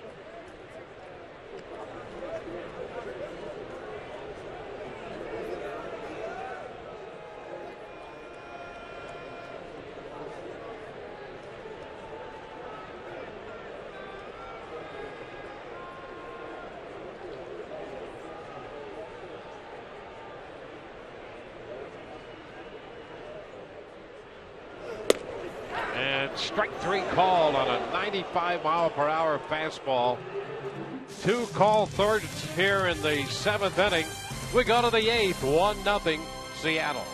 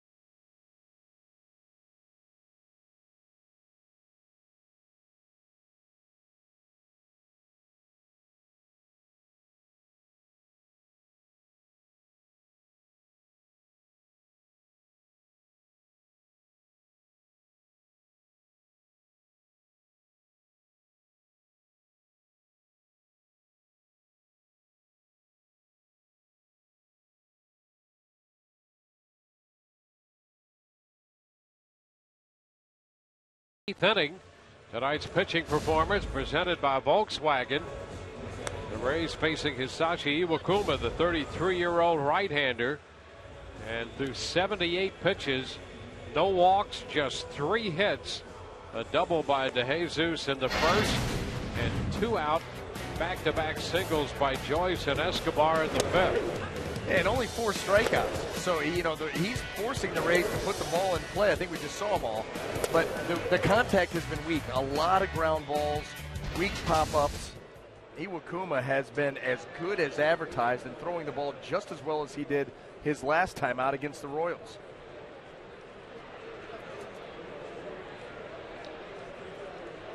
Well, Matt Joyce had a real good swing on him his last time up. Hopefully he can get it going here for the Rays. Running out of outs. Matt 1 for 2. He takes the pitch for a ball.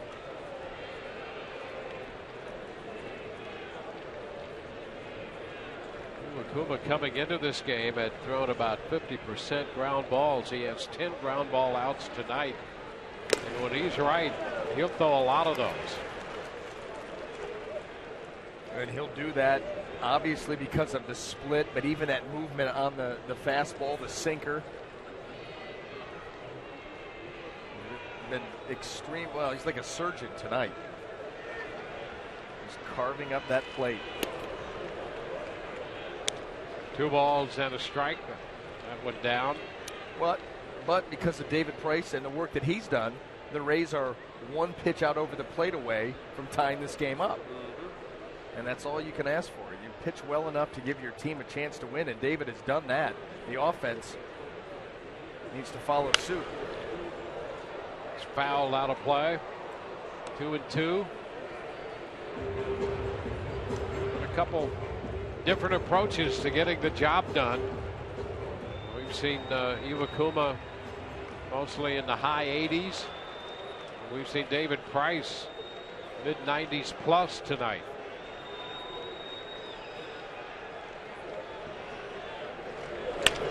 There's a base hit the other way against the shift. A leadoff single by Matt Joyce. Nicely done. The Rays have the leadoff hitter aboard. Yeah, I don't think Joe Madden would mind that one right there, especially to lead off an inning. He wants him to be primarily a pull hitter, but 2 strikes, a tough cat out there like Iwakuma. And so go ahead. Let that ball get into the zone. Look at that little half swing, but that's all he needed. Yeah. And here's the deal about that. A guy can still be a pull hitter, but have that capability of doing that. I mean, that's the development of a hitter right there. And a great job to get on base. So here's Yunel Escobar. That's a strike. And I think that if more times than not he went up there looking to pull, if that's what they want him to do, okay, pick your spots to do that. Yeah, that's the spot to do it. If they're going to pitch you away, there's no reason to roll over it into the shift. Go ahead, get a base runner. I agree. I absolutely agree. I think there's a camp and there's thoughts that by doing that it takes away from his aggressive swing to the pull side. That in other words, not every hitter can handle hitting the ball to all fields. And maybe he's showing that he can. Again, front row seat for the next 4.5 months. There we go. We get to see it. Yeah.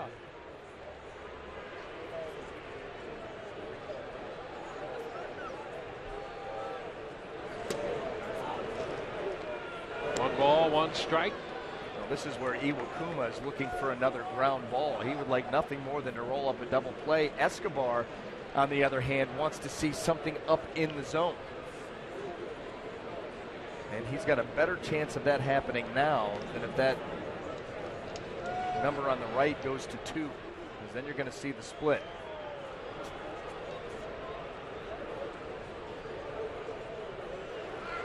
Runner goes, and the pitch is fouled up the right side. So the Rays here in the 8th inning of this game had Joyce on the move. Well, they're not standing up there and hitting Iwakuma around. Yeah. So you've got to try to create something, and the Rays do it right there. You saw that swing by Escobar. He coming across the plate, trying to punch that ball into right field.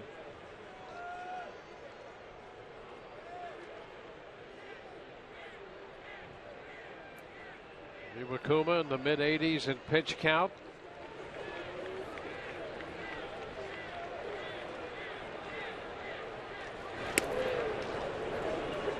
Going outside, 2-2. Rays head to Jesus at second and to first. They had Joyce on second, Escobar on first, with 2 outs in the 5th. Joyce at first base here to lead off the 8th.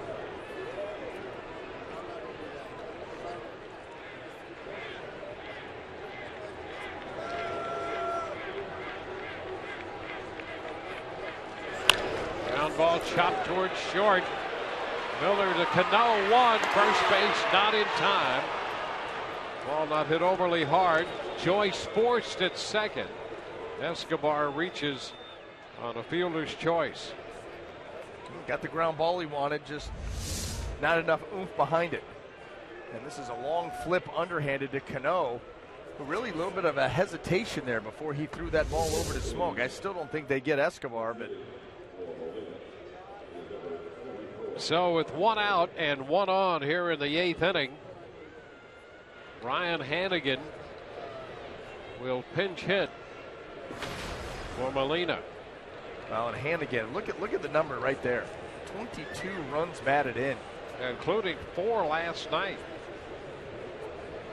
He has been so productive.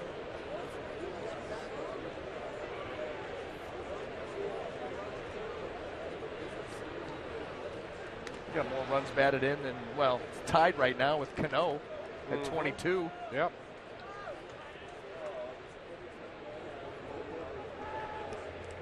James Loney has 22.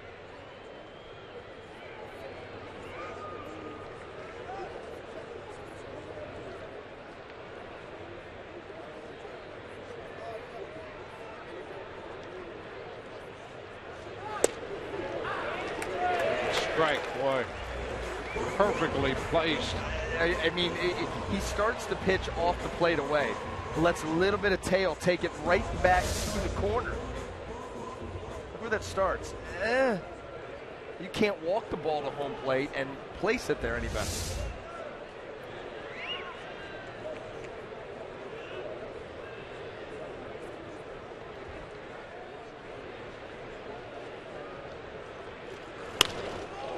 To left center field.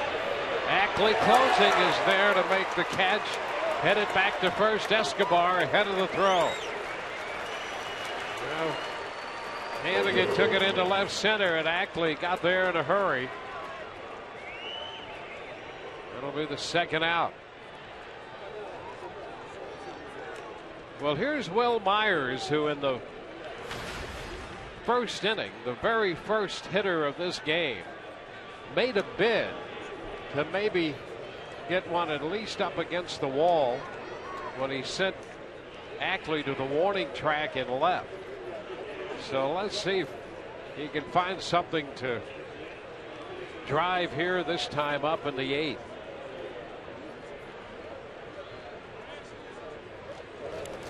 It's low, covered up by Zunino. The pitch that he hit out there, he just missed it. And it was a pitch that was elevated and out over the plate. And outside of the one that Iwakuma threw to the backstop, he's not been up there at all. Everything has been down, down, down all night. And so Will, he'd like a repeat performance. Give him one pitch up in the zone. He may give the Rays the lead. A ball, no strikes.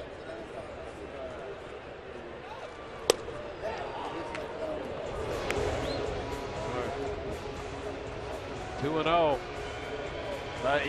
See, this is good here by Will Myers, because you get into a good count. Now you're going to force Iwakuma over the plate. He certainly doesn't want to fall behind, lose him, put a guy into scoring position. So he's going to throw a strike right here. You just hope it's of poor quality.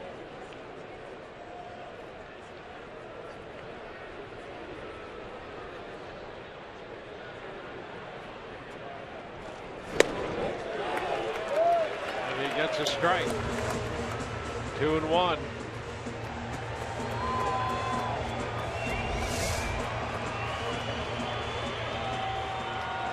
look at him stay right on the corner.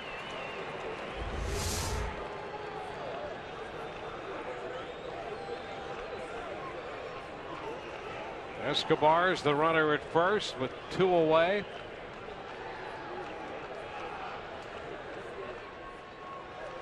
Big cut and a miss. You see the movement. That's where he got him. He threw 90 out over the plate, but the late movement just cuts right in on Will Myers. Look at that ball, just dart underneath the bat. Just can't get there.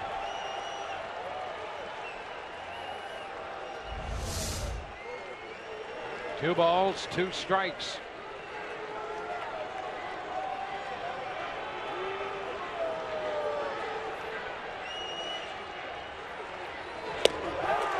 Close. And the count is full.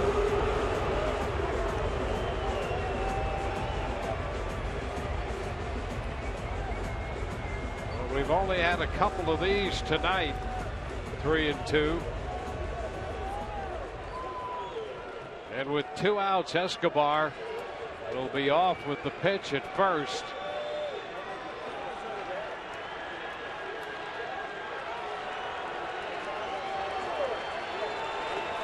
33-year-old right-hander Iwakuma on 3-2 to Myers, and a foul ball.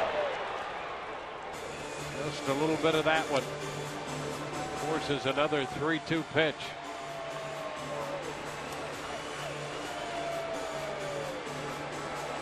Will in the leadoff spot tonight.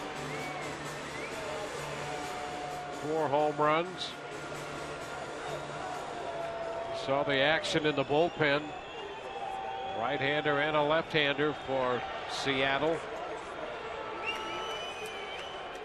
Iwakuma up to 96 pitches.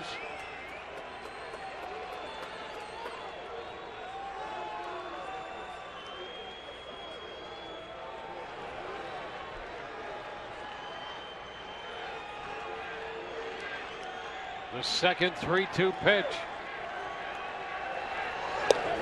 And Myers is caught looking. Out on strikes. Precision by Iwakuma. No runs, a hit, a man left. Still 1-0.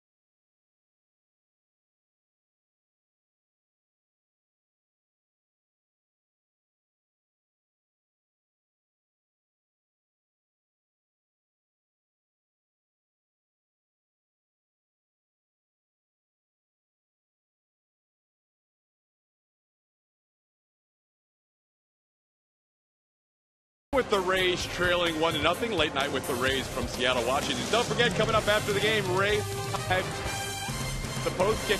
We'll hear from Joe Madden with After this one, we'll break down tonight's great pitching matchup between David Price. And we'll have plenty more highlights coming up after the game as well. Rays Live presented by Checkers from Safeco Field on a late night with the Rays, guys. All right, Todd. Well, let's see what happens the rest of the way as David Price goes back to the hill, trailing 1-0. James Jones, the top of the order, will follow Brad Miller. So it'll be Miller, Jones, and then Romero. The line shot foul. 2 strikes the count. And a look toward the Seattle bullpen. You see Hannigan behind the plate now. Finds Fernando Rodney getting loose.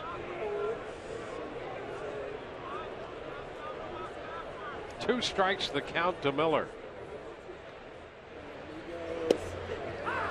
And that is strike 3 call. So another call, 3rd strike.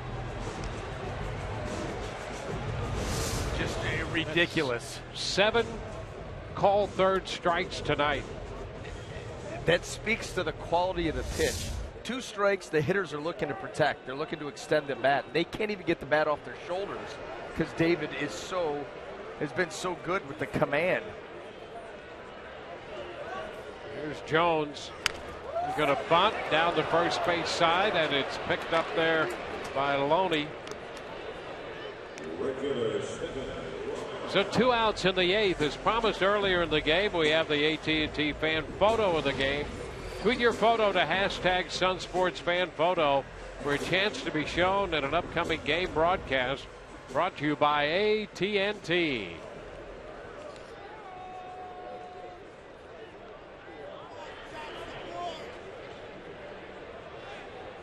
Stephon Romero.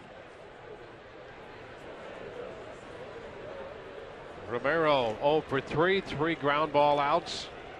And a high fly ball toward the left field line. Joyce over there, and that ball is in foul ground, and he reaches down to make the catch, retiring the side. So it's a 1-2-3 8th inning. We're going to head into the 9th. The Rays with 1 shot left, down 1-0.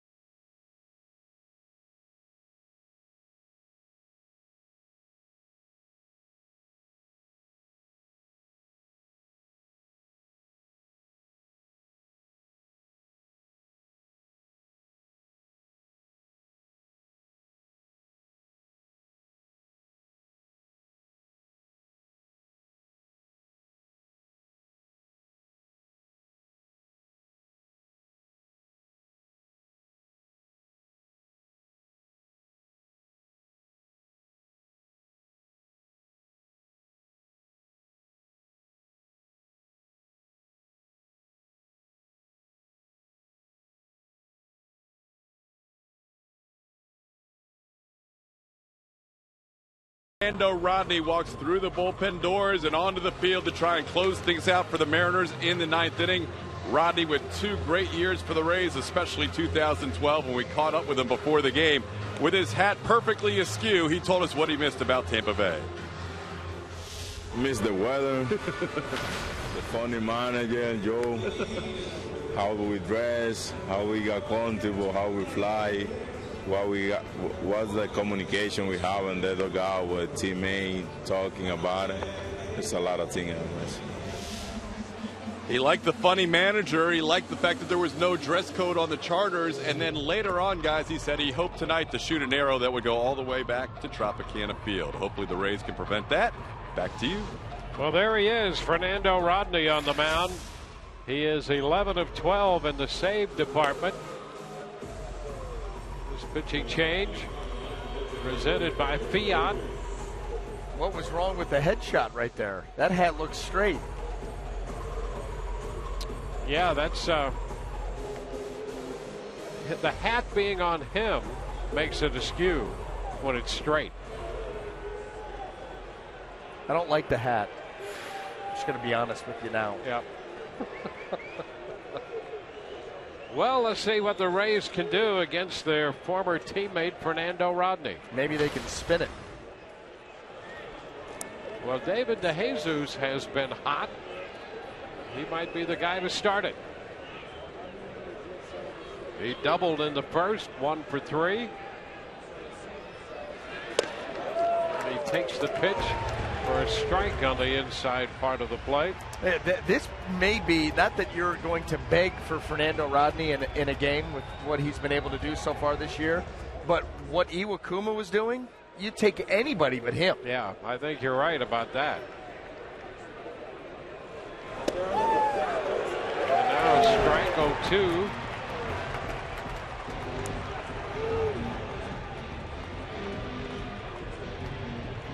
A great pitching performance by Iwakuma and David Price.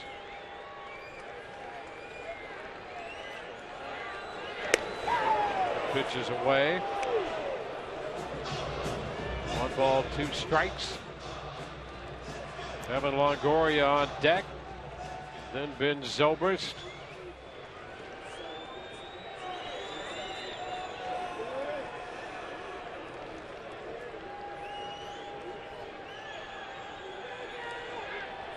That almost hit him. Down around his feet. Jesus picks himself up. 2-2. Boy, he goes right in there, and it, I mean, yeah, I don't blame you. Whatever you got to do, that was 97. Off the quad would not have felt real good.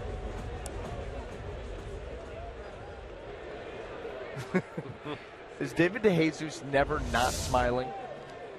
He almost took 97 right in the hip. Yep. He's giggling. 2-2. And he fouls it back. Staying alive up there. Our T-Mobile game changers, and boy, what game changers they were. Look at this. David Price, 10 strikeouts, 7 called, 8 innings of 1-run baseball. Masashi Iwakuma, 4 hits, no runs, no walks, 5 strikeouts. And a high fly ball back into right field. Romero will go to the wall, and it is gone! Home run! David DeJesus has tied this game in the 9th.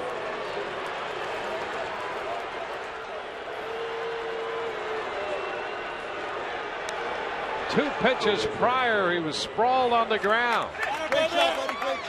Back in there, and he belts one out of here. It's a 1-1 contest.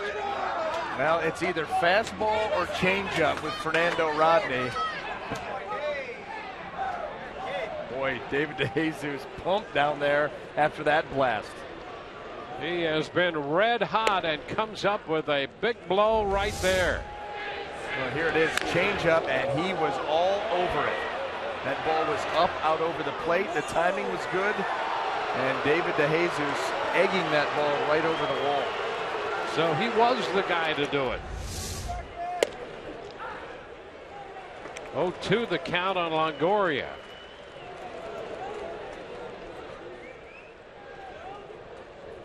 David DeJesus continues his hot hitting. Clutch hitting this time with a home run to open the 9th. And strike 3 called on Longoria.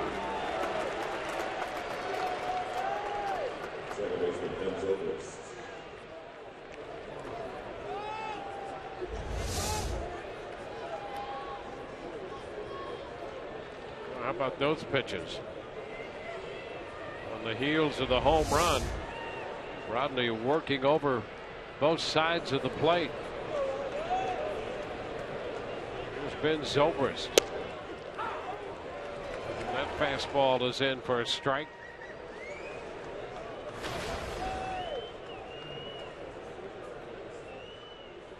Ben 0 for 3 tonight.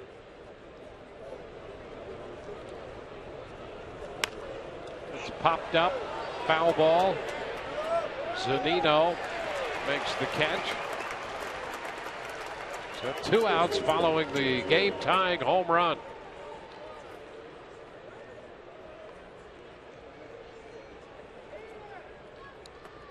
And that will get James Loney to the plate for the Rays.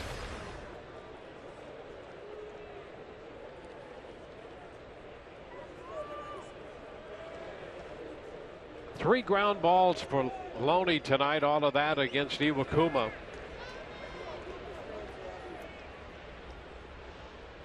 The pitch is a strike, fastball.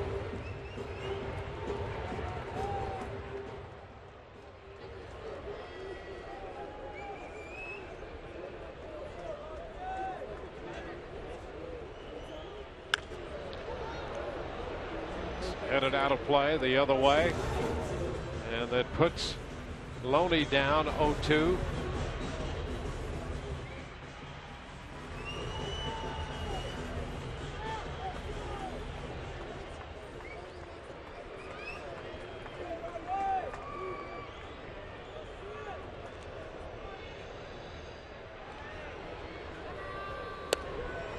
Pitch away off the plate. It's 1-2.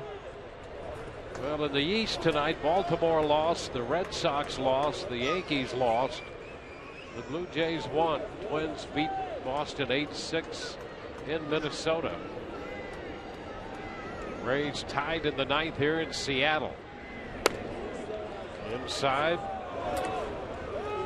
2 balls, 2 strikes.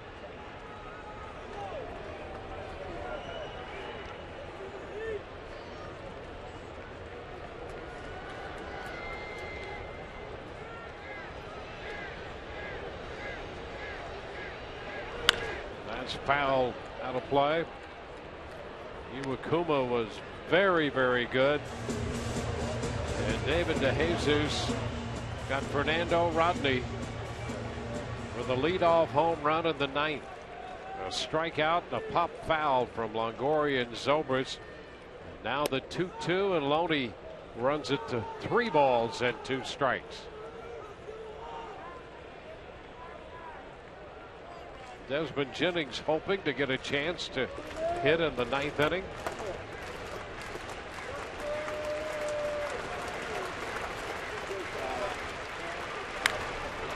This one is pop foul, headed toward the stands.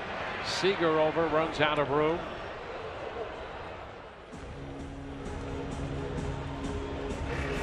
Tomorrow's starters presented by Chevron. It'll be Jake Odorizzi for the Rays, making his 8th start. Brandon Maurer on the hill for Seattle. Maurer 1-1. Odorizzi comes in at 1-3. We'll be with you at 3 o'clock on Sun Sports tomorrow afternoon. There's a base hit into center field by Loney. Boy, just a typical James Loney at bat right there. He got behind, worked the count full, fouled the pitch off, and then the base hit up the middle, lined into center. And he was going to be down at first base one way or the other, because this is either base hit, which it was, or ball 4. Look where that pitch was. That's headed towards the dirt. You're going to just drop the head down there. Such great bat control. So Loney gets the base hit. And now Sean Rodriguez runs for him at first.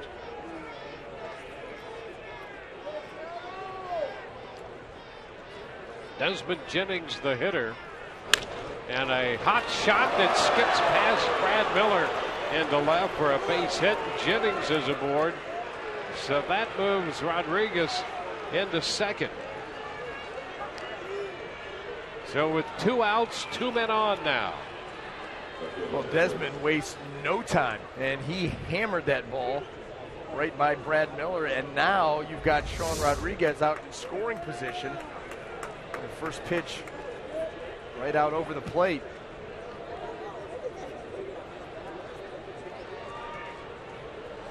So it's skipped by Miller. Rick Waits, the pitching coach, spending some time with Fernando Rodney, with Matt Joyce, the hitter due for the Rays. Matt with 2 hits tonight, 2 for 3.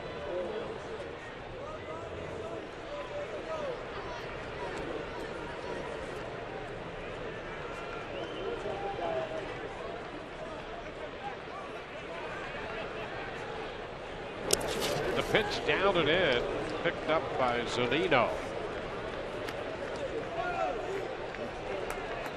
Take a look at this. Look at the movement and the backhand. Has to get down there and backhand that. It's good glove work.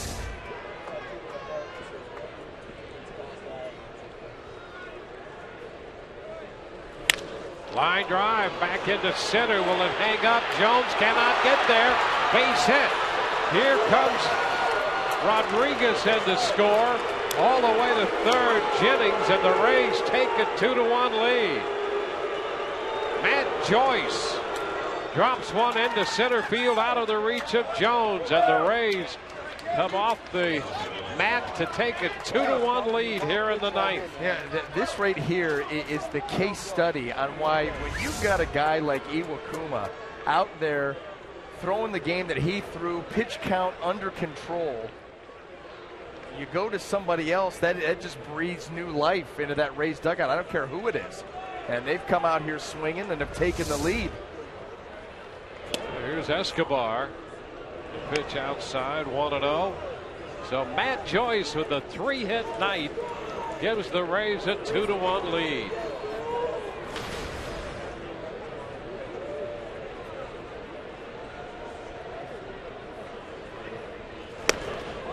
Upstairs. Now 2-0. Now that fastball there, Fernando Rodney starting to come unglued. Obviously not the way that he wanted this outing to go against his former team. You know, he said before this series started that he couldn't wait to pitch against the Rays because he wanted to show them that they made a mistake in not offering him a deal to come back. And they've greeted him rudely. Well, DeJesus hit the game-tying home run.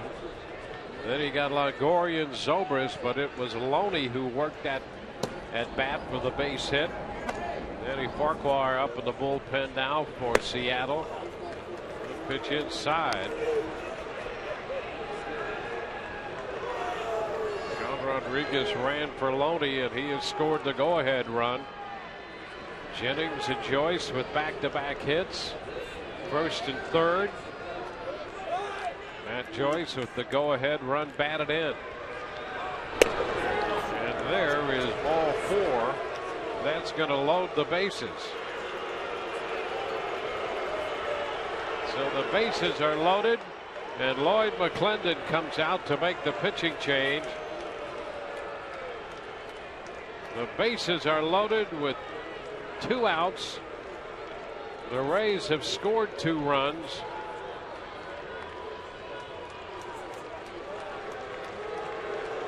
And that's it for Rodney. 2/3 of an inning. We'll be back with the new pitcher in a moment.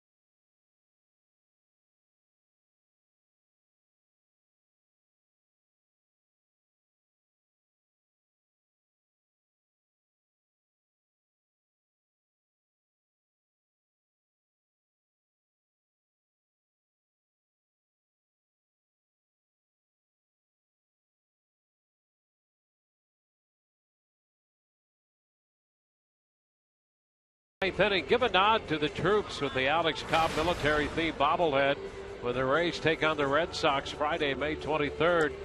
You can only get this exclusive item by purchasing a Tampa Bay Times ticket tandem. So get yours by calling 888-FAN-RAYS or visit raysbaseball.com/tandems. Danny Farquhar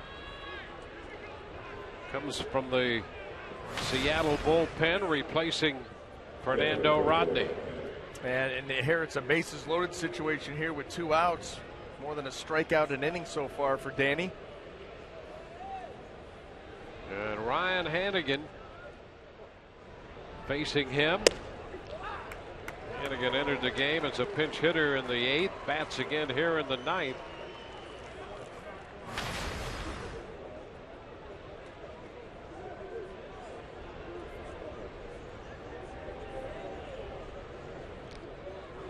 He's the 8th hitter to come to the plate for the Rays in the 9th inning. Pops it up, foul. That's going to carry out a play. 2 strikes.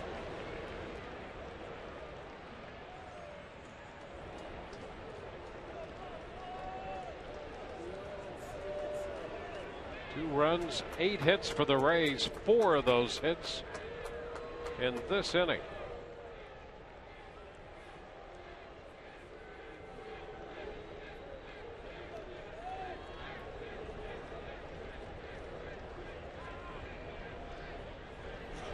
And a cut and a miss on the fastball high. Rays are finished in the 9th inning, but they have a big one. DeJesus, a leadoff home run to tie the game. And the base hit by Matt Joyce, driving in Sean Rodriguez with the go-ahead run. It's 2-1 Tampa Bay.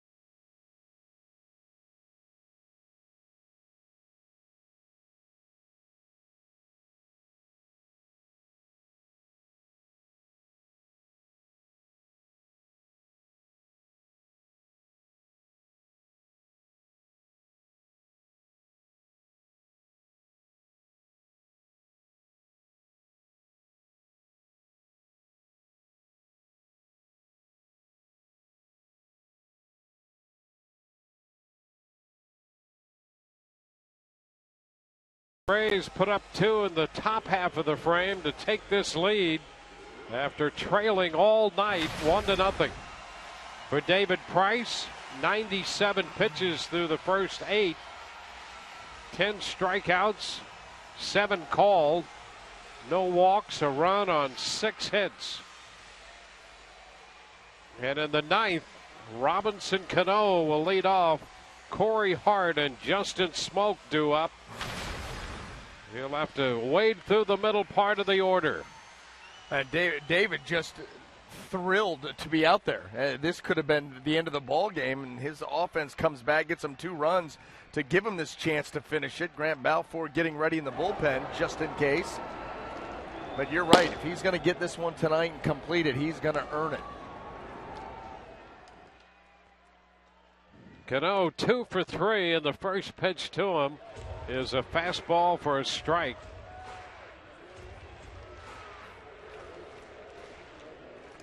Cano drove in the Seattle run with a ground ball back in the first inning.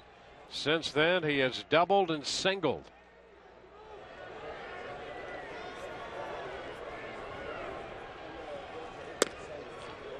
Upstairs, 1-1.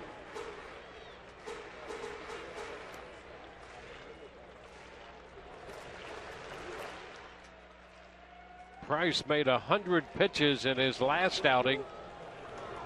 That came in 5 innings against the Orioles. This will be his 100th pitch of this game. And it runs the count to 1-2 to Cano here, opening the 9th. And that was a very good change of pace there by David Price, because Robinson Cano was geared up for the fastball with that breakout. Unbelievable, huh? Really, really. Wow. 76 strikes, 24 non-strikes.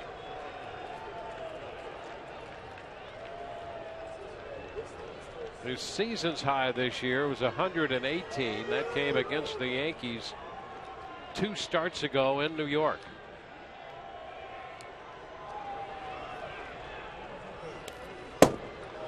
Two balls, 2 strikes. Ryan Hannigan behind the plate. He took over in the 8th inning after he pinch hit for Molina. Molina had caught all of Price's starts, so the 8th inning was the first time Hannigan had caught him this year.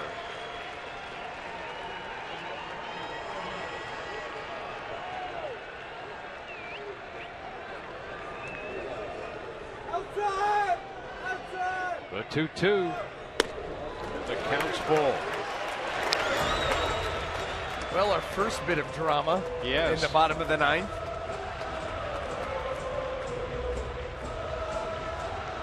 This is the first full count Price has had since he went 3-2 to Justin Smoke in the 4th inning and then finished him off with a 95-mile-per-hour fastball. 3-2 here in the 9th to Cano. And strike 3 call. He got it. Fastball. Cano puts up a squawk, but he is caught looking for strikeout number 11. That one in at 94. Now, it's been David's ability to really make high quality pitches when he's needed to, and this is one of them. And you know, when you've been as good as David has around the zone tonight, we saw the breakout to 100 pitches. The borderline, the close pitches, you put that in the hand of Gary Cederstrom, and he may ring you. And that's what happened there. It's Corey Hart. Pitch away, 1 ball, no strikes.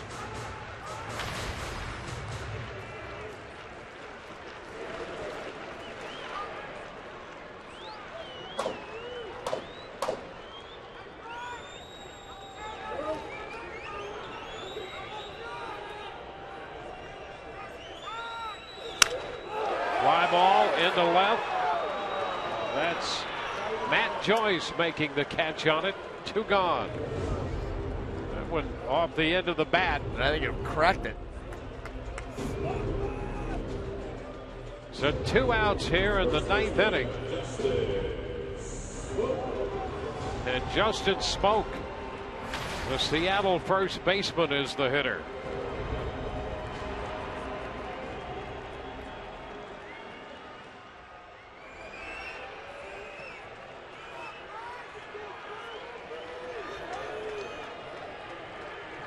Smoke 0 for 3.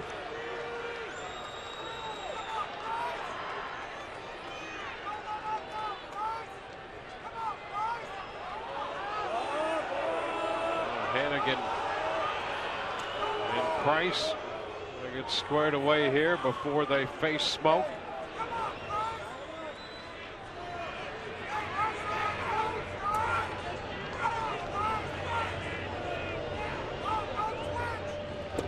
Pitch is in there. That's a strike. A fastball at the knees. Price making his first start at Safeco Field. He's 1 out away from finishing this one off and giving the Rays a dramatic victory. Foul back to the right, out of play. So a 2-strike count, and Price with that new baseball out there.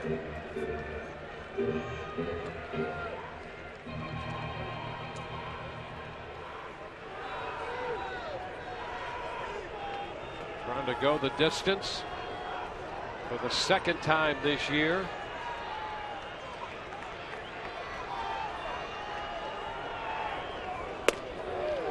And he misses up with that one.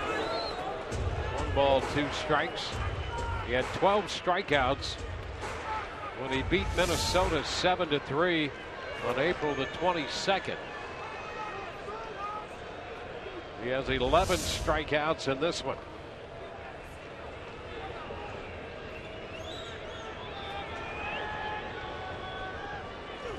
And a cut to miss.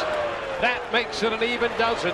And the Rays are winners 2-1. A comeback victory for the Rays here in Seattle. And 1-2-3 go the Mariners in the 9th inning. So a big victory for the Rays and a big outing by David Price, who goes the distance to pick up his 4th win of the year. And the Rays are winners tonight 2-1. They will celebrate this one. They scored 2 in the 9th to do it. How about the way that this game played out? A leadoff double for the Mariners would come around to score the first, and then that was it until the leadoff man in the top of the 9th for the Rays. Then you tie it up, you keep the pedal down, give David Price an opportunity to go back out there in the bottom of the 9th, and he rewards you with that strikeout of Justin Smoak to end it. You better believe he's pumped. And David Price, who had great stuff all night, great velocity, had great velocity until the end when he threw that pitch by Justin Smoak for his 12th strikeout of the night. 8 of those were called third strikes, and the Rays get a victory here in Seattle 2-1. Let's go to the field right now and Todd Callis. Dwayne, you're right. What an improbable come-from-behind victory, facing Iwakuma for 8 and then Fernando Rodney for 9. The guy who tied the game, David DeJesus. Talk about facing Rodney, a guy you've seen more than anybody on this team because you weren't teammates that long. Definitely. You know, I just wanted to have a good at-bat. He got early. You know, I was down 0-2. And when I fouled the ball off this way, I was like, all right, I can trust myself getting to the fastball. Then he just threw a changeup up, and I was able to get to it. You know, I hit it, and I remember New York where it didn't go carry out, so I was like, all right. He kept going to the wall. I saw him go to the wall and go over, and I was excited. I heard Foley's hands coming around third base. We're going to take a look at it. So you thought the foul ball off to the left side told you could stay up with the fastball and allowed you to stay back on the change. Definitely. You know, I trusted my hands to be able to get to it, and I was able to keep it fair, and then that was just screaming, and it was one of those things. My heart was jumping afterwards, but, you know, we needed that, and then Matty Joyce came up with a huge knock to get us the lead, and we trusted Dave to finish the game off. There you go. You hurt Foley's hand right there. I saw what you were talking about. Yeah, I got him. He came and he slapped me in the head. He's like, don't do that again. David, why was Iwakuma so tough? You had one of the 4 hits against him. Why was he so tough tonight? You know, he just gets ahead of you. He keeps that ball down, has the splitter, curveball, and he's throwing everything for strikes. So, you know, he's definitely one of the top pitchers in the game, and he's going to have a bright future, and we're happy to get the win. When you're DHing, you get that perspective from the dugout of David Price. The way he was going, I'm sure you guys didn't want to waste that kind of performance. Oh, definitely. You know, he was attacking hitters. You know, I think it was 8 called third-looking strikes. You know, when you have your ace going like that, we were able to, you know, we were hoping to get a win, and we were able to do it late in the game. For this team battling for wins lately, not finding many, how big was this one tonight? It was huge. You know, it looked down early in the game, but, you know, we never give up, and this shows that, you know, we're just going to keep fighting no matter what. Joe wanted guys to wear cologne. How did the dugout smell tonight? It stunk. It smelled good, but it's all over the place. I'm happy to, go home and get everyone cleaned up and get that off of them. Nice job today, David. All right, guys, have a good one. All right, David DeJesus ties the game. The Rays win it 2-1. Back to you. Yeah, a very big victory for the Rays tonight. It's a 2-1 final as David Price goes the distance. We'll be back with the totals in a moment.